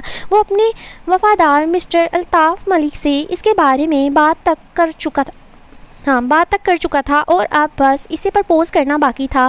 کل ہی مدینہ کو پتہ چلا کہ مختلف کمپنی کی خاص میٹنگ میں ان کی کمپنی کی ایک اہم ٹینڈر کے لیے پریزنٹیشن دی جانے والی ہے, جس کی پریزنٹیشن سب سے زیادہ بیسٹ ہوئی. ٹینڈر اس کمپنی کو ہی ملنے والا تھا. ان کمپنیوں میں چوہدریز کا نام سن کر اس کے اندر تک اطمینان کی ایک لہر دوڑ گئی تھی. اب میں آپ کو کلیئر کرتی ہوں کیا بات ہوئی ہے. اس کو پتہ لگا ہے کہ نا ان کی کمپنی نے نا ٹینڈر دینا مینس کام دینا ہے, ٹھیک ہے. ان کی کمپنی نے کسی کمپنی کو کام دینا ہے, اس کے لیے ساری کمپنی سے ایک اپنا چھوٹا وہ کہہ لو کہ جیسے ایک ویڈیو کا چھوٹا سا ایک شارٹ بنا ہوتا ہے نا, اس شارٹ میں ساری ویڈیو کی تفصیل ہوتی ہے. اسی طرح ان کمپنیز نے نا اپنے کام کی تھوڑی بریفنگز دینی ہیں, ٹھیک ہے. اور پھر ان کی کمپنی نے نا, نور مدینہ کی کمپنی نے اس کمپنی کو چننا ہے جس کا کام ان کو سب سے اچھا لگا, ٹھیک ہے. اور یہ سن کے نا اس کو بہت خوشی ہو رہی ہے کہ میں اس کے سامنے کسی اچھے مقام کے لحاظ سے جاؤں گی, ٹھیک ہے. برسوں کی محنت آج وصول ہونے والی تھی. وہ آج دکھانے والی تھی, یہ ثابت کرنے والی تھی کہ اس نے کس کو ٹھکرایا, اور وہ تو اسے پہچاننے تک کا وقت نہیں دینا چاہتی تھی. آج کے موقع کی مناسبت سے اس نے بلو اور فیروزی امتزاج کی گھٹنوں تک کی فراک کے ساتھ میچنگ ٹراؤزر پہنا ہوا تھا. ہلکی میک اپ پر لمبے گھنے بالوں کا جوڑا بنا کر فیروزی حجاب لیے وہ دلوں پر طوفان ڈھا دینے کے لیے تیار تھی. اپنی تیاری مکمل کرنے پر وہ آفس کی جانب سے لینے آنے والی گاڑی میں بیٹھ کر روانہ ہوئی تھی. وہ آفس پہنچی تو آفس میں کافی کہما کہمی تھی. 10 منزلہ عمارت کے 7ویں فلور پر ان کا آفس تھا. تمام تیاری مکمل ہو چکی تھی. وہ اپنے کام میں منہمک تھی کہ کوئی کیبن کا گلاس ڈور ہلکی دستک دے کر اندر آیا تھا. اس نے سر اٹھا کر دیکھا تو دروازے پر آلیان کھڑا پرشوق نگاہوں اور خوبصورت مسکراہٹ سے اسے ہی دیکھنے میں مصروف تھا. نور مدینہ نے ایک پھیکی سی نگاہ اس کی جانب اچھالی تھی. کیسی ہیں آپ مس نور؟ وہ آ کر کرسی پر بیٹھا. فائن. نور مدینہ نے پہلو بدلا. مجھے آپ سے ضروری بات کرنی ہے. میں لگی لپٹی نہیں رکھنا چاہتا, آپ سے شادی کرنا چاہتا ہوں, کیونکہ پاپا کی ویل کے مطابق پاپا کی کمپنی کے آدھی شیئر میری شادی ہونے کے بعد آٹومیٹک میری بیوی کو چلے جائیں گے. تو مجھے بورڈ آف ڈائریکٹر کے سامنے یہ اناؤنسمنٹ کرنی ہوگی کہ میں شادی کرنے والا ہوں. تو اس سے پہلے میں آپ سے پوچھنا چاہتا ہوں کہ کیا آپ مجھ سے شادی کریں گی؟ اللہ بھلا تم پرپوز کر رہے ہو کہ اس کو ساری, چلو پرپوز کر رہے ہو, شاید وہ تمہاری جو بھی ہے بزنس کے میٹرز کے تمہارے پاپا نے کیا کیا کیا نہیں وہ بتانا نہیں بنتا, ٹھیک ہے. پرپوز کرو, دل کی گہرائی سے کرو, سب کچھ بتاؤ. میں تمہیں یہ فیل کرتا ہوں تمہارے لیے, میں تم پہ جان تک چھڑک دوں گا, چاند تارے توڑ لوں گا. یہی وہی ہوتا ہے ناولز میں, ٹھیک ہے. یہ کیا تم, چلو یہ بھی اچھی بات ہے کہ وہ سب کچھ اس کو ڈائریکٹ بتانا چاہتا ہے, اس سے کوئی پردہ نہیں رکھنا چاہتا, یہ بھی اچھی بات ہے. چلو ہاں کرنے والا ہوں. تو اس سے پہلے میں آپ سے پوچھنا چاہتا ہوں کہ کیا آپ مجھ سے شادی کریں گی؟ آلیان نے گہری سنجیدگی سے ٹو دا پوائنٹ بات کی تھی. نور مدینہ نے ایک سٹ سی سانس کھینچی. اب اسے ماہی بھی آپ کی طرح تڑپانے کو کوئی ہتھیار بھی تو چاہیے ہوگا. آپ نے تو خود سے ہی ہر بات طے کر لی. مسٹر آلیان, اس آفر سے پہلے میرے بارے میں کچھ جان بھی تو لیتے. دراصل کسی مجبوری کی وجہ سے میرے نانا نے میرا نکاح بچپن میں کسی سے کر دیا تھا. نور مدینہ کے کہنے پر آلیان کے چہرے پر ایک سایہ سا لہرایا. نور مدینہ نے مزید بات جاری رکھی مگر رخصتی شادی سے پہلے ہی ہم ایک دوسرے کو ریجیکٹ کر چکے ہیں، مطلب بہت جلد میں ان سے خلا لینے والی ہوں۔ اب آپ بتائیں، میرے اس ایپ کے باوجود کیا آپ خلا کے بعد ایک طلاق یافتہ لڑکی سے شادی کرنا پسند کریں گے؟ نور مدینہ نے بھی کوئی لکی لپٹی رکھنا ضروری نہیں سمجھا تھا۔ وہ بدلے وہ انتقام کی آگ میں جھلستی اس قدر اندھی ہو چکی تھی کہ کسی کو جھوٹی آس دلا رہی تھی یہ بھی نہ سمجھ پائی۔ یقین کریں نور مدینہ، اس بات سے رتی برابر بھی مجھے کوئی فرق نہیں پڑتا، آلیان نے اطمینان سے کہا تھا، تو پھر مجھے بھی کوئی اعتراض نہیں، مگر میری خلا ہونے تک آپ اس بات کو میڈیا یا سوشل میڈیا کسی بھی جگہ پر اناؤنس نہیں کر سکتے، صرف بورڈ آف ڈائریکٹر کے سامنے آپ کر سکتے ہیں۔ اوکے۔ آلیان طمانینت بھری مسکان چہرے پر سجائی اسے گہری نگاہوں سے دیکھتا وہاں سے اٹھا تھا۔ نور مدینہ کے گلے میں ایک پھندا سا اٹکا تھا، مگر جی جان سے کوشش کی کہ خود کو سامنے رکھی فائل کے پلندے میں الجھا لیا جائے۔ میٹنگ دوپہر 2 بجے تھی اور انتظار کرنا مشکل ترین امر تھا۔ آخر وہ وقت آ ہی گیا جس کا اس نے برسوں انتظار کیا تھا۔ وہ اپنے کیبن میں تھی۔ میٹنگ کے لیے تمام کمپنیز کے اونر کانفرنس روم پہنچ چکے تھے۔ وہ سب کمپنیز کی فائل چیک کر رہی تھی۔ اسے یہ چیکنگ مکمل کر کے اپنی رائے دینے کے لیے میٹنگ میں شامل ہونا تھا۔ کانفرنس روم میں تمام کمپنیز اپنی پریزنٹیشن دے رہی تھیں۔ جلد ہی یہ مرحلہ بھی مکمل ہو گیا تو سب خوش گپیوں میں مصروف ہو گئے۔ مسٹر الطاف، آپ فیصلہ سنا بھی دیجیے کہ آپ نے کس خوش نصیب کے حق میں اپنا فیصلہ سنایا ہے۔ مسٹر افندی نے مسٹر الطاف سے ازراہ مزاح کیا تو وہ ہنس دیے۔ بس تھوڑا اور وقت، ہماری کمپنی کی ایڈوائزر ہی ہمیں اصلی نتیجے تک پہنچائیں گی۔ لوگ آ گئیں۔ اسٹیج پر کھڑے مسٹر الطاف نے کرسیوں کے درمیانی بنے وی کی جانب اشارہ کیا تو سب ہال کے بیرونی دروازے کی جانب متوجہ ہوئے۔ ارکم جو اطمینان سے بلیک ڈنر سوٹ میں شہزادوں کی سی آن شان بان لیے اسٹیج کی پہلی رو کی چیئر پر بیٹھا تھا، پیچھے ذرا سا مڑ کر دیکھا تو پلکیں جھپکانا بھول ہی گیا۔ امید دھیمے قدموں سے چلتی ایک پر اعتماد مسکراہٹ اپنے چہرے پر سجائے اسٹیج کی جانب بڑھی تھی۔ السلام علیکم۔ حال میں سفر اجتماعی سلامتی بھیجتے وہ کسی کو مکمل نظر انداز کیے اسٹیج کی جانب بڑھی تھی۔ تمام محنت وصول ہوئی تھی۔ خود پر اٹھتی ایک گہری ستائش بھری نگاہ نے اسے اس کی کامیابی پر جیسے مبارکباد پیش کی تھی۔ وہ مسٹر الطاف کے پاس آئی تھی، فائل ان کے ہاتھ میں تھمائی، جو کہ بلا شبہ چودھریز کمپنی کی تھی کہ وہ اپنی پروفیشنل لائف اور اپنی پرسنل لائف کو بالکل الگ رکھ کر کمپنی کے فیصلے لینے والی تھی۔ اسے سب سے اچھی پریزنٹیشن چودھریز کی ہی لگی تھی، تو اب وہ مسٹر الطاف اور مسٹر آلیان کو اس کے متعلق دھیمی آواز میں کچھ ڈیٹیلز بتا رہی تھی۔ اس دوران ارکم نے ایک مرتبہ بھی اپنی نگاہ اس پر سے ہٹانا نہ ضروری سمجھی، بلکہ وہاں موجود ہر آنکھ میں اس کے لیے ایک ستائش تھی۔ وہ اس قدر حسین اور معصوم لگ رہی تھی کہ ہر نظر بار بار اسی پر اٹھ رہی تھی۔ کچھ دیر بعد ڈائس پر کھڑے مسٹر الطاف نے چودھری گروپ آف کمپنی کے حق میں فیصلہ سنایا تھا۔ باقی چہروں پر کسی پر رشک تھا، کسی پر حسد یا حسرت۔ وہ اپنی جگہ سے اٹھ کر اسٹیج پر آیا تھا اور مسکراتے وہ ڈیل سائن کی تھی۔ اب وہ مائک میں کچھ اسپیچ دے رہا تھا اور مسٹر الطاف کو تھینکس وغیرہ بول رہا تھا۔ نور مدینہ دوسری جانب دیکھتی رہی۔ تقریب اختتام پذیر ہوئی تو کافی سارے لوگ وہاں سے واپس چلے گئے۔ اب گول ٹیبل کے ارد گرد مسٹر الطاف کے بعد خاص قریبی لوگ بیٹھے۔ جب مسٹر الطاف نے گلا کھنگار کر سب کو اپنی جانب متوجہ کیا، لیڈیز اینڈ جینٹل مین، آج میرے لیے بہت بہت خوشی کی بات ہے کہ میرے اس کھڑوس بیٹے نے بھی شادی کے لیے ہاں کر دی، اور وہ بہت جلدی شادی جیسے پاک بندھن میں بندھنے والا ہے، کیونکہ یہ اڑیل گھوڑا جو شادی کے نام پر ہی دبک جاتا تھا، تو اس کو نکیل ڈالنے کے لیے میں نے اپنی ول میں یہ لکھ کر سائن کیا ہوا ہے کہ آلیان کی شادی کے بعد میرے تمام شیئر اس کی وائف کے نام آٹومیٹکلی ٹرانسفر ہو جائیں گے۔ اسی لیے یہ اناؤنسمنٹ کی جا رہی ہے کہ آلیان الطاف ملک جلد شادی کر رہا ہے، اور مزے کی بات یہ ہے کہ اس کی دلہن بھی یہی موجود ہے۔ اسی ہال میں مسٹر الطاف کے کہنے پر سب دم ساتھ گئے تھے، مگر ارکم کے کشادہ ماتھے پر آلیان کی نگاہوں کا فوکس دیکھ بلوں کے جال بچھ گئے تھے۔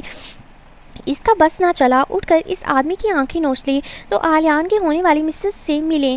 مس نور مدینہ ادھر آئیں، مسٹر الطاف نے اسے پکارا تو ارکم نے سرد و بےتاثر نگاہوں سے اسے دیکھا، جو اب دھیمے قدم اٹھاتی مسٹر الطاف کی جانب بڑھ رہی تھی۔ ہال میں تالیوں کی آواز گونجی تھی، جبکہ ارکم کی آنکھوں کی سرخی بڑھتی چلی گئی تھی۔ وہ بھی تو بے تاثر چہرہ لیے زمین پر جانے کیا تلاش کرتی کسی گہری سوچ میں تھی۔ سب نے انہیں گڈ لک وش کیا اور مبارکباد دی۔ آلیان ملک مسکرا کر سب سے مبارکباد وصول کر رہا تھا جیسے آج ہی نکاح پڑھوایا ہو۔ ارکم چودھری نے خونخوار نگاہوں سے اسے گھورا۔ سب آ کر گول ٹیبل کے گرد بیٹھے تھے اور اتفاق سے نور مدینہ ارکم سے 1-2 فٹ کے فاصلے پر بیٹھی تھی۔ اب سب کو اسی خوشی میں اعلیٰ قسم کی ریفریشنگ سے سرو کیا گیا تھا۔ ارکم کے ہاتھ میں جوس کا گلاس تھا جو کہ اس نے ٹیبل پر رکھا، پھر جان بوجھ کر آگے بڑھ کر فائل اٹھانے کے چکر میں ہاتھ مار کر گلاس پلٹ دیا۔ نور مدینہ بوکھلا کر اٹھی تھی اور اپنے کپڑے جھاڑنے لگی۔ او آئی ایم سوری، میں دیکھ نہیں پایا، ارکم نے سفید جھوٹ بولا۔ بیٹا جا کر واش کر لو۔ مسٹر الطاف نے اسے محبت بھری نگاہوں سے دیکھا الحمدللہ اور اس کے سر پر ہاتھ رکھ کر اسے تسلی دی۔ ایکسکیوز می، وہ ایکسکیوز کرتی باہر نکلی تھی۔ ارکم نے ٹشو اٹھا کر یوں پریٹینڈ کیا کہ جیسے اس کے بھی کپڑے خراب ہوئے تھے۔ مسٹر ارکم چودھری، آپ بھی جا کر اسے صاف کر آئیں۔ نو پرابلم، مسٹر الطاف نے کہا تو وہ کانفرنس روم سے باہر نکلتا چلا گیا۔ کوریڈور سے گزر کر وہ 4-5 سیڑھیاں اترتی ایک جانب جا رہی تھی۔ ارکم تیزی سے اس کے پیچھے آیا تھا۔ وہ دروازہ کھول کر ایک چھوٹے سے ہال میں داخل ہوئی تھی جس کے اینڈ میں کافی سارے لیڈیز واش روم تھے۔ وہ واش بیسن کے قریب گئی۔ اس وقت یہاں پر کوئی نہیں تھا۔ جب دیوار کی آئینے میں اسے اپنے پیچھے وہ شخص اندر داخل ہوتا دکھائی دیا۔ وہ ششدر سی جھٹکے سے پیچھے مڑی تھی۔ مسٹر، آپ نے باہر لکھا ہوا پڑھا نہیں کہ یہ لیڈیز واش روم ہے؟ اس کے الفاظ نے منہ میں ہی دم توڑا تھا جب اس نے لپک کر ایک ہاتھ سے اس کا بازو اور دوسرے سے اس کا جبڑا دبوچا تھا۔ ہاؤ ڈیئر یو نور مدینہ، تمہاری ہمت کو تو داد دینی پڑے گی مجھے، لیکن اب یہ بات اچھی طرح سے اپنے دماغ میں بٹھا لو کہ میں ہر بات برداشت کر لوں گا، تمہارے گھر کو چھوڑ کر جانا، مگر یہ نہیں، قسم خدا کی یہ برداشت نہیں کروں گا، میں جان سے مار ڈالوں گا تمہیں۔ وہ گرایا تھا۔ مدینہ کی آنکھیں پھٹ پڑیں۔ مسٹر، کیا تکلیف ہے آپ کو؟ چھوڑے مجھے، وہ چلائی اور بری طرح مچلی۔ ارکم نے اسی جارحانہ تیور سے اس کی کلائی مروڑ کر اس کے چہرے کا رخ دیوار سے لگایا تھا، خود اس کی پشت سے اپنا سینہ ٹکرایا اور اس کے کان میں سرگوشی کی۔ Oh come on, let's stop playing hide and seek baby, اور آپ بڑی شرافت سے باہر جاؤ اور سب کو بولو کہ تم منقوہہ ہو کسی کی امانت۔ بہت جلد وہ تمہیں اس دنیا کے بیچ سے چرا کر کہیں دور لے جانے والا ہے۔ خود سے اور سب سے یہ خود فریبی کی گیم کھیلنا بند کرو مسز۔ اس کا لہجہ جتنا روکھا اور سرتا پا جلساتا ہوا سا تھا، گرفت بھی اسی قدر سلگتی ہوئی تھی۔ بازو میں درد ہوا تو نور مدینہ کی آنکھوں سے آنسو لڑک کر گالوں پر بہنے لگے۔ اس کے ہر عمل کا ایک رد عمل ہوگا یہ تو سوچا تھا، مگر اتنی جلدی یہ ہرگز نہیں سوچا تھا۔ مگر نور مدینہ کو دھچکا تو اس بات کا لگا تھا کہ وہ یہاں اسے اس مقام اور جگہ پر دیکھ کر حیران کیوں نہیں ہو رہا تھا۔ اس سے یہ بھی نہیں پوچھ رہا تھا کہ وہ اتنے عرصے سے تھی کہاں، کیا کرتی رہی، کیسے۔ اس کی اگلی کارروائی پر نور مدینہ کو لگا جیسے وہ جل کر بھسم ہوتی آگ کا جیتا جاگتا الاؤ بن جائے گی کہ ارکم چودھری نے بڑے حق سے اس کی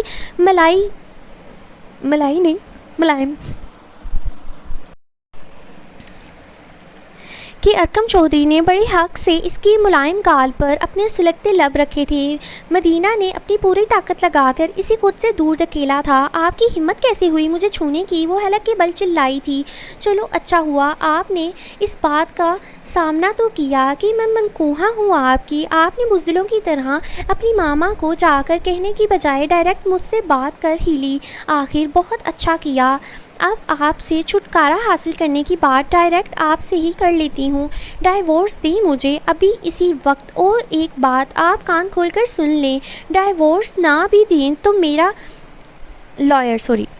میرا لائر آج کھلا کا نوٹس تو بھیج ہی دے گا آپ کو، سمجھے آپ؟ شٹ اپ نور مدینہ، تم اپنی لمٹس کراس کر رہی ہو۔ ارکم نے اس پر روپ جمانا چاہا تھا شاید۔ آپ اپنی لمٹس میں رہیں، مجھے میری لمٹس معلوم ہیں۔ نور مدینہ نے انگلی اٹھا کر اسے وارن کیا۔ ارکم نے اس کی جانب دیکھا، وہ کس قدر بدگمان تھی اس سے۔ اسے بالکل بھی اس بات کا اندازہ نہ تھا کہ ایسا بھی کچھ ہوگا۔ وہ وہاں سے جا چکی تھی۔ ارکم اپنی جگہ پر جیسے پتھر کا بن گیا تھا۔ مجھے کیوں لگ رہا ہے جیسے ارکم کی کوئی پلاننگ تھی اس کو بھیجنے کے لیے پیچھے۔ وہ کانفرنس روم میں جانے کی بجائے اپنے کیبن میں چلی آئی تھی۔ جب کافی دیر وہ ہال میں نہ آئی تو آلیان اس کی تلاش میں اس کے پیچھے اس کے کیبن میں ہی چلا آیا، مگر اس کی سرخ آنکھیں دیکھ کر پریشان ہو گیا۔ نور کیا بات ہے؟ You are okay? طبیعت تو ٹھیک ہے آپ کی؟ اس نے فکر مندانہ انداز میں پوچھا۔ میری طبیعت ٹھیک ہے، میں گھر جانا چاہتی ہوں، اس نے دھیمے سے اپنا ماتھا مسلتے کہا۔ چلیں میں آپ کو ڈراپ کر آتا ہوں، آلیان نے اسے کہا۔ بالکل نہیں، آپ اپنے مہمان اٹینڈ کریں، میں چلی جاتی ہوں۔ وہ اسے کچھ بھی کہنے کا موقع دیے بغیر وہاں سے چلتی چلی گئی تھی۔ وہ لفٹ میں داخل ہوئی۔ لفٹ کا دروازہ آٹو لاک ہونے لگا جب کوئی اچانک ڈور کھول کر اندر داخل ہوا تھا۔ نور خوف زدہ ہو کر ایک قدم پیچھے ہٹی تھی، مگر ارکم چودھری کو اپنے سامنے دیکھ سرتا پا سلگ گئی تھی۔ وہ خاموشی اور سنجیدگی سے اسے دیکھے گیا۔ نور مدینہ نے پہلو بدلا تھا، اس کی آنکھوں کی سلگتی لپک نور مدینہ کو سرتا پا سلگا رہی تھی۔ مجھے گھورنا بند کریں، وہ چنچلا کر چلائی تھی۔ میری چیز ہے، میں جیسی مرضی دیکھوں مسز، سکون سے دیوار سے ٹیک لگا کر کہا تو نور مدینہ لاجواب ہو گئی۔ پھر جائے فرار موبائل میں ہی تلاش کرنا چاہا۔ اللہ اللہ کر کے فرسٹ فلور آیا تو وہ تیزی سے لفٹ سے نیچے اتری۔ ارکم اس کے پیچھے ہی لفٹ سے نکلا تھا۔ عمارت سے نکل کر دائیں طرف بنے پارکنگ میں سامنے ہی اس کے آفس کی گاڑی کھڑی تھی۔ ارکم نے اس کے پیچھے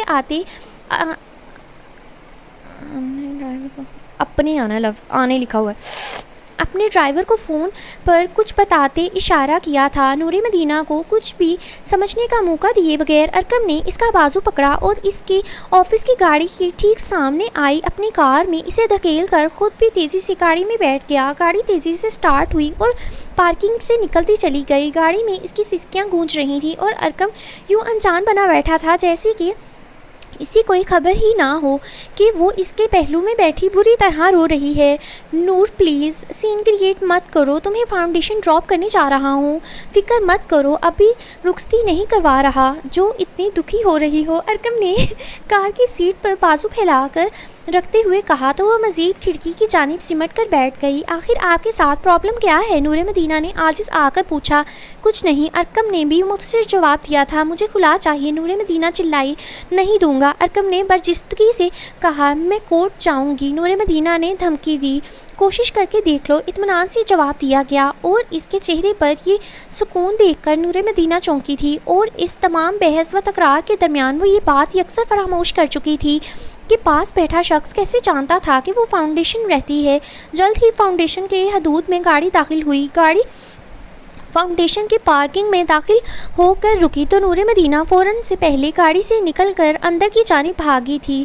ارکم اس کی نگاہوں سے اوجھل ہو جانے تک دیکھے گیا، تب گاڑی ریورس ہوئی اور فاؤنڈیشن سے نکلتی چلی گئی۔ ادھر اس نے اپنے کمرے میں آ کر سانس لیا تھا۔ آج جو کچھ بھی ہوا اس کی توقع کے بالکل برخلاف تھا۔ وہ یہ بالکل توقع نہیں کر رہی تھی کہ وہ جلتے کڑھنے اور اپنے عمل پر پچھتانے کی بجائے یوں اس پر اپنی ملکیت کی دھونس جمانے لگ جائے گا، اور وہ بھی اس طرح۔ اس کا اندازہ، اس کا جنون، اس کا نور مدینہ کے لیے یوں پر پوزیسو ہونا، پھر اسے فاؤنڈیشن تک چھوڑ کر جانا۔ ایک منٹ نور مدینہ کے قدم اپنی جگہ پر ٹھٹکے تھے۔ حیرت در حیرت تھی، دماغ معاف ہونے لگا تھا۔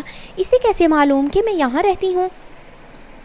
خود سے بڑبڑائی تو کیا وہ جانتا تھا کہ میں اتنے سالوں سے یہاں رہ رہی ہوں؟ تو پھر بھی مجھے بے آسرا یتیموں مسکینوں کی طرح یہاں پڑے رہنے دیا۔ وہ جانتا تھا تو پھر بھی مجھے یوں در بدر کیوں رہنے دیا؟ زمانے کی ٹھوکریں کھانے کے لیے اکیلے چھوڑے رکھا، اور اب جب کہ میں اپنے پاؤں پر کھڑی ہو گئی ہوں تو مجھ پر اپنی دھونس جمانے چلا آیا۔ ویٹ اے منٹ، شاید اس میں اس کی کوئی مصلحت ہو، کیونکہ دیکھو انسان جو ہے نا کندن تب بھی بنتا ہے جب، جیسے ایک پتھر ہے نا وہ مجسمے کی صورت تب بھی اختیار کرتا ہے جب اس کے اوپر کرے وار کیے جائیں، اس کو سانچے میں ڈھالا جائے، تب بھی اس کی وقت ہوتی ہے، نہیں تو وہ تو عام سا پتھر ہی ہوتا ہے نا، ٹھیک ہے؟ تو شاید وہ تمہیں اس کڑی دھوپ میں جو ہے سا کے کندن بنانے کی کوشش کرتا ہو، میں بھی مجھے یہی لگتا ہے اس میں نا ارکم کا کوئی پلان ہے۔ نور مدینہ بدگمانی کی آخری حدود پر جا کر غم و غصے اور تیر سے پاگل ہونے کو تھی، تبھی آگے بڑھ کر فوراً ایک نمبر ڈائل کیا جو کہ اس کی دوست بیرسٹر سونیا مجید کا تھا۔ فون اٹھاتے ساتھ ہی چھوٹتے جو اس نے اسے کہا تھا، اس کا لباب یہ تھا، لبے لباب ہے ورڈ، ٹھیک ہے؟ اس کا مطلب ہے موضوع، یہی ہوتا ہے شاید۔ مجھے پہلے نہیں پتا، میں آپ کو بتا رہی ہوں، مجھے نا اتنے اردو کی نا نہیں ہے، یعنی وہ جو ایک ہوتا تھا نا ورڈ ہوتا تھا اس اردو کا مشکل ورڈ ہوتا تھا، اس کو آسان لفظوں میں کرنا ہوتا تھا، وہ والی ایک اس کے بھی نمبرز ملتے تھے، میں وہ چھوڑ دیتی تھی، میں کہتی تھی ان نمبروں کی میری زندگی میں کوئی وقت نہیں ہے، میں کیوں اتنا پڑھوں؟ تو میں اتنی مثلاً سیدھی اردو مجھے اچھی لگتی تھی، کہانیاں اچھی لگتی تھی، درخواستیں، خطوط، سب کچھ، لیکن وہ پتہ نہیں اس کو کیا کہتے ہیں، مجھے یہ بھی بھول گیا، تو وہ میں نہیں تھی کرتی ہوتی۔ شعر و شاعری بھی میں کر لیتی تھی، شاعروں کے نام بھی میں پتہ نہیں کیسے رٹے مارتی ہوتی تھی، پتہ کیسے یاد کرتی ہوتی تھی کہ یہ والے شعر آئیں گے نا تو یہ شاعر کے ہوں گے، یار نہیں شاید شعروں سے پتہ لگ جاتا تھا نام کا، اس غزل کے نام کا، تو پھر نام کے حساب سے پہلے لفظ کا شاعر کا نام کے پہلے لفظ کا رٹا مارے تھے، کوئی بڑے لاجیکل فارمولے لگائے ہوئے تھے. یعنی اردو سے نا اتنی کوئی خاصا بیر تھا مجھے. تو آخر کار میں ایک اردو ناول ریڈر ہی بنی ہوں. تو کہتی ہیں جس چیز سے آپ کو زیادہ نفرت ہو نا، وہی آپ کی زندگی میں نا ایک خاص اہمیت بن جاتی ہے اس چیز کی، جیسے اب اس کی بن گیا ہے. کیونکہ ناول کے بغیر تو مجھے ایسا لگتا ہے میں زندہ ہی نہیں رہوں گی. ہائے چلو دفعہ کرو، میں زیادہ ہی نا کھو ہی جاتی ہوں، اپنی دنیا میں چلے جاتی ہوں ناول کو چھوڑ کے.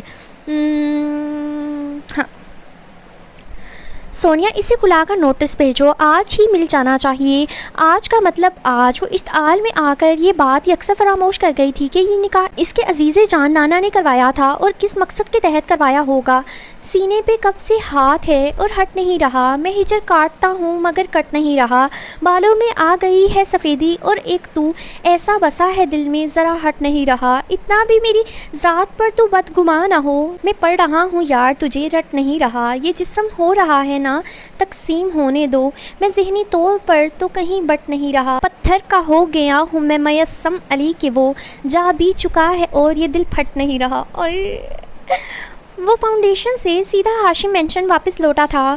ملکہ سے حلیے میں وہ ہاشم مینشن کے طویل و عریض پر آسائش لاؤنج میں داخل ہوا تو مرزا ہاشم اسے دیکھ کر چونکے تھے، مگر پھر استثنائیہ سی ہنسی نے لبوں کو چھوا. کیوں میاں، عشق کا بھوت اتر گیا سر سے؟ مرزا ہاشم اس پر خفیف سا طنز کرنے سے باز نہیں آئے تھے. آپ سے مطلب آپ اپنے کام سے کام رکھیں اور مجھے میرے حال پر چھوڑ دیں. اس نے جس انداز میں سرد ٹھنڈے ٹھار لہجے میں کہا تھا، ایک مرتبہ تو مرزا ہاشم کو ایک جھرجری سی آ گئی تھی. تبھی منہ بنا کر اپنی توجہ اپنے موبائل کی جانب مبذول کر لی. ان کے لیے تو اتنا ہی کافی تھا کہ وہ اس فاؤنڈیشن سے کم از کم اپنے گھر آ چکا ہے. وہ سیدھا اپنے کمرے میں گیا تھا، وہاں سے اپنا ضروری سامان لیا اور باہر نکلا. اسے واپس اپنے سامان کے ساتھ باہر آتے دیکھ مرزا ہاشم کے ماتھے پر بل بے شمار پڑے تھے. وہ سامان کے ساتھ باہر نکلنے لگا تب مرزا ہاشم کے صبر کا پیمانہ لبریز ہوا تھا. تبھی چلا کر بولے تھے، آپ کدھر جا رہے ہو؟ یاد رکھنا مرزا اسیر احمد، اب اگر تم نے اس فاؤنڈیشن کی جانب رخ بھی کیا تو میں اس فاؤنڈیشن کی اینٹ سے اینٹ بجا ڈالوں گا. سمجھے تم؟ ان کے حلق کے بل چلانے پر بسائے ان کی جانب پلٹا تھا. فانوس بن کر جس کی حفاظت خدا کرے، وہ شمع کیا بجھے جسے روشن خدا کرے. حیرت کی بات ہے نا ڈیڈ کہ جب سے وہ فاؤنڈیشن بنا ہے، آپ تقریباً تب سے ہی ایڑی چوٹی کا زور لگاتے ہوئے آپ کی ہزار سازشوں کے باوجود اس کا آج تک کچھ بھی نہیں بگاڑ پائے. سوال یہ ہے کہ کیوں؟ اتنی دولت ہونے کے باوجود وہ کون سی طاقت ہوگی جو اس فاؤنڈیشن کی آپ کے شر سے حفاظت کرتی ہے؟ بقول آپ کے ہی، آپ نے آیت پر سینکڑوں حملے کروائے مگر وہ ہر بار بچ نکلتی ہے. کبھی آپ نے سوچا کیوں؟ ایسی کون سی طاقت ہوگی جو اس کی حفاظت کرتی ہے؟ ان کے پاس ایمان کی طاقت ہے جو آپ کی دولت سے کئی گنا زیادہ طاقتور ہے. کبھی فرصت ملے تو سوچیے گا ضرور. اور ہاں، میں فاؤنڈیشن نہیں جا رہا، اسی لیے خود کو کسی ناکام سازش کی سوچ میں الجھانے کا تکلف مت کیجیے گا. میں اپنے اپارٹمنٹ جا رہا ہوں، کہتے ہوئے جانے لگا، مگر پھر کچھ سوچ کر پھر ان کی جانب مڑا. اور ہاں، اب ذرا اس فاؤنڈیشن اور خاص کر آیت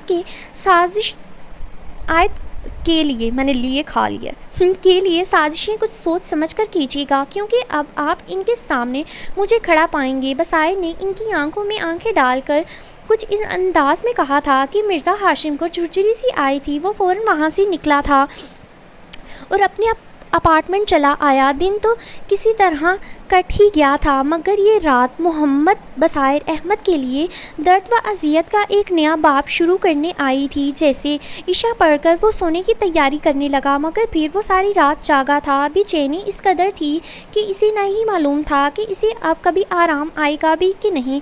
کروٹ پر کروٹ بدلتے ایک دو مرتبہ اٹھ کر کافی بھی پی لی، لیکن نہ سکون آیا نہ نیند. اسے نہیں معلوم تھا کہ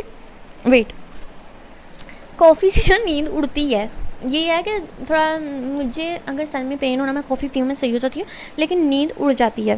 ٹھیک ہے، اسے نہیں معلوم تھا کہ کبھی اس کے ساتھ ایسا بھی ہوگا۔ اٹھ کر نوافل ادا کیے تو دل کو سکون آ جاتا، مگر جب بیڈ پر جاتا تو جیسے بیڈ پر کانٹے اگ آتے۔ یہ سب کیا تھا؟ دل کیا قرآن کریم پڑھے، مگر اس پورے اپارٹمنٹ میں جا بجا کیبن میں شراب کی بوتلیں تو موجود تھیں، مگر ایک عدد قرآن مجید موجود نہیں تھا۔ وہ قرآن شریف کی بھی لے آتا ہے، ادھر کے لکھا ہوا ہے لیکن ادھر لے آنا ہے، ٹھیک ہے۔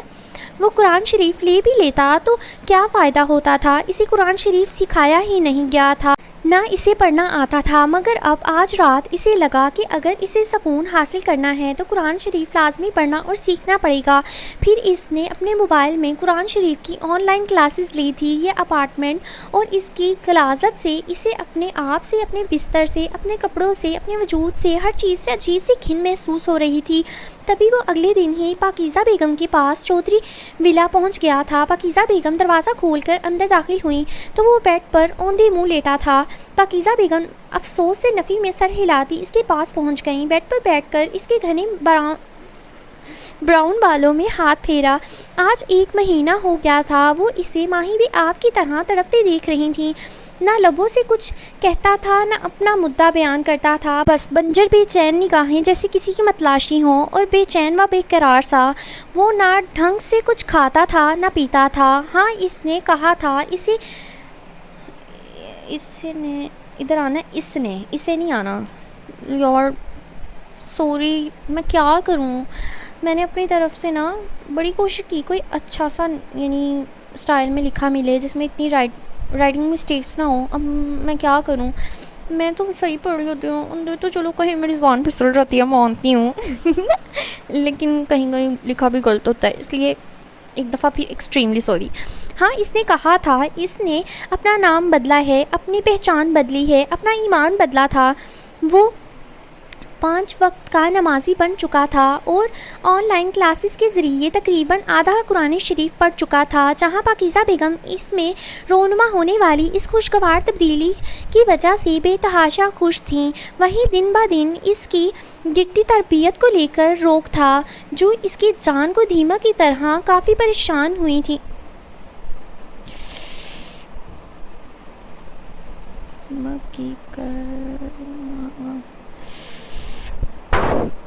ایسے ہی ہے بھائی، اگر نہیں سمجھ آ رہا، مجھے بھی کہیں کہیں نہیں سمجھ آ رہی لائن۔ ایسا کون سا طرح چمڑ کر کھوکھلا کر رہا ہے؟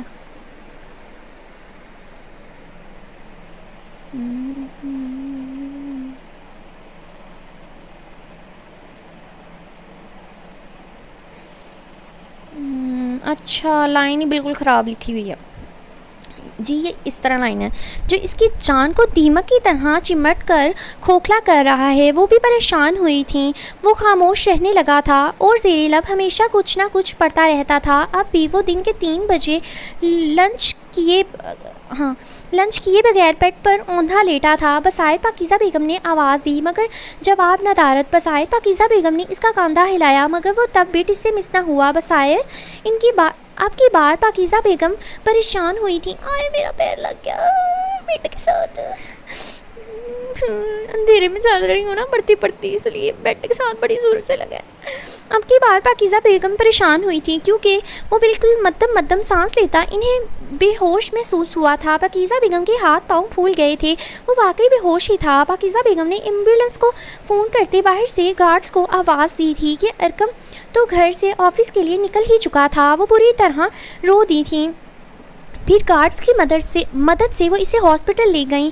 فون کیا تو مرزا ہاشم اور ماہ پارا بھی وہاں چلے آئے۔ ڈاکٹر نے چیک کر کے نروس بریک ڈاؤن کا بتایا تھا۔ اسے ICU میں منتقل کیا گیا تھا۔ علاج ہو جانے کے باوجود بھی کئی گھنٹے گزر جانے کے بعد بھی اسے ہوش نہیں آیا تھا اور وہ بے ہوشی میں بس ایک نام پکار رہا تھا۔ ڈاکٹر اندر سے باہر آیا تھا۔ اس وقت وہ تینوں بہت پریشانی سے ڈاکٹر کے ہی باہر آنے کا انتظار کر رہے تھے۔ آپ لوگ یہ بتائیں کہ کیا آیت ان کی وائف کا نام ہے؟ مطلب کوئی گھریلو ناچاکی یا بیوی سے کوئی جھگڑا چل رہا ہو ان کا؟ ڈاکٹر کے کہنے پر وہ تینوں ہونک بنے ڈاکٹر کا منہ دیکھے گئے۔ دیکھیں آپ لوگ سمجھنے کی کوشش کریں، جو بھی مسئلہ ہے اسے فوراً سلجھائیں اور آیت میڈم کو یہاں لے کر آئیں۔ ان کا یہاں آنا اشد ضروری ہے، وہ بار بار بے ہوشی میں انہیں پکار رہے ہیں اور آ جائیں وہ آ جائیں تو ان کے ہوش میں آنے کے امکان ہیں۔ ڈاکٹر یہ کہہ کر دوبارہ ICU میں غائب ہوا تھا۔ ماہ پارہ یہ معاملہ کیا ہے آخر؟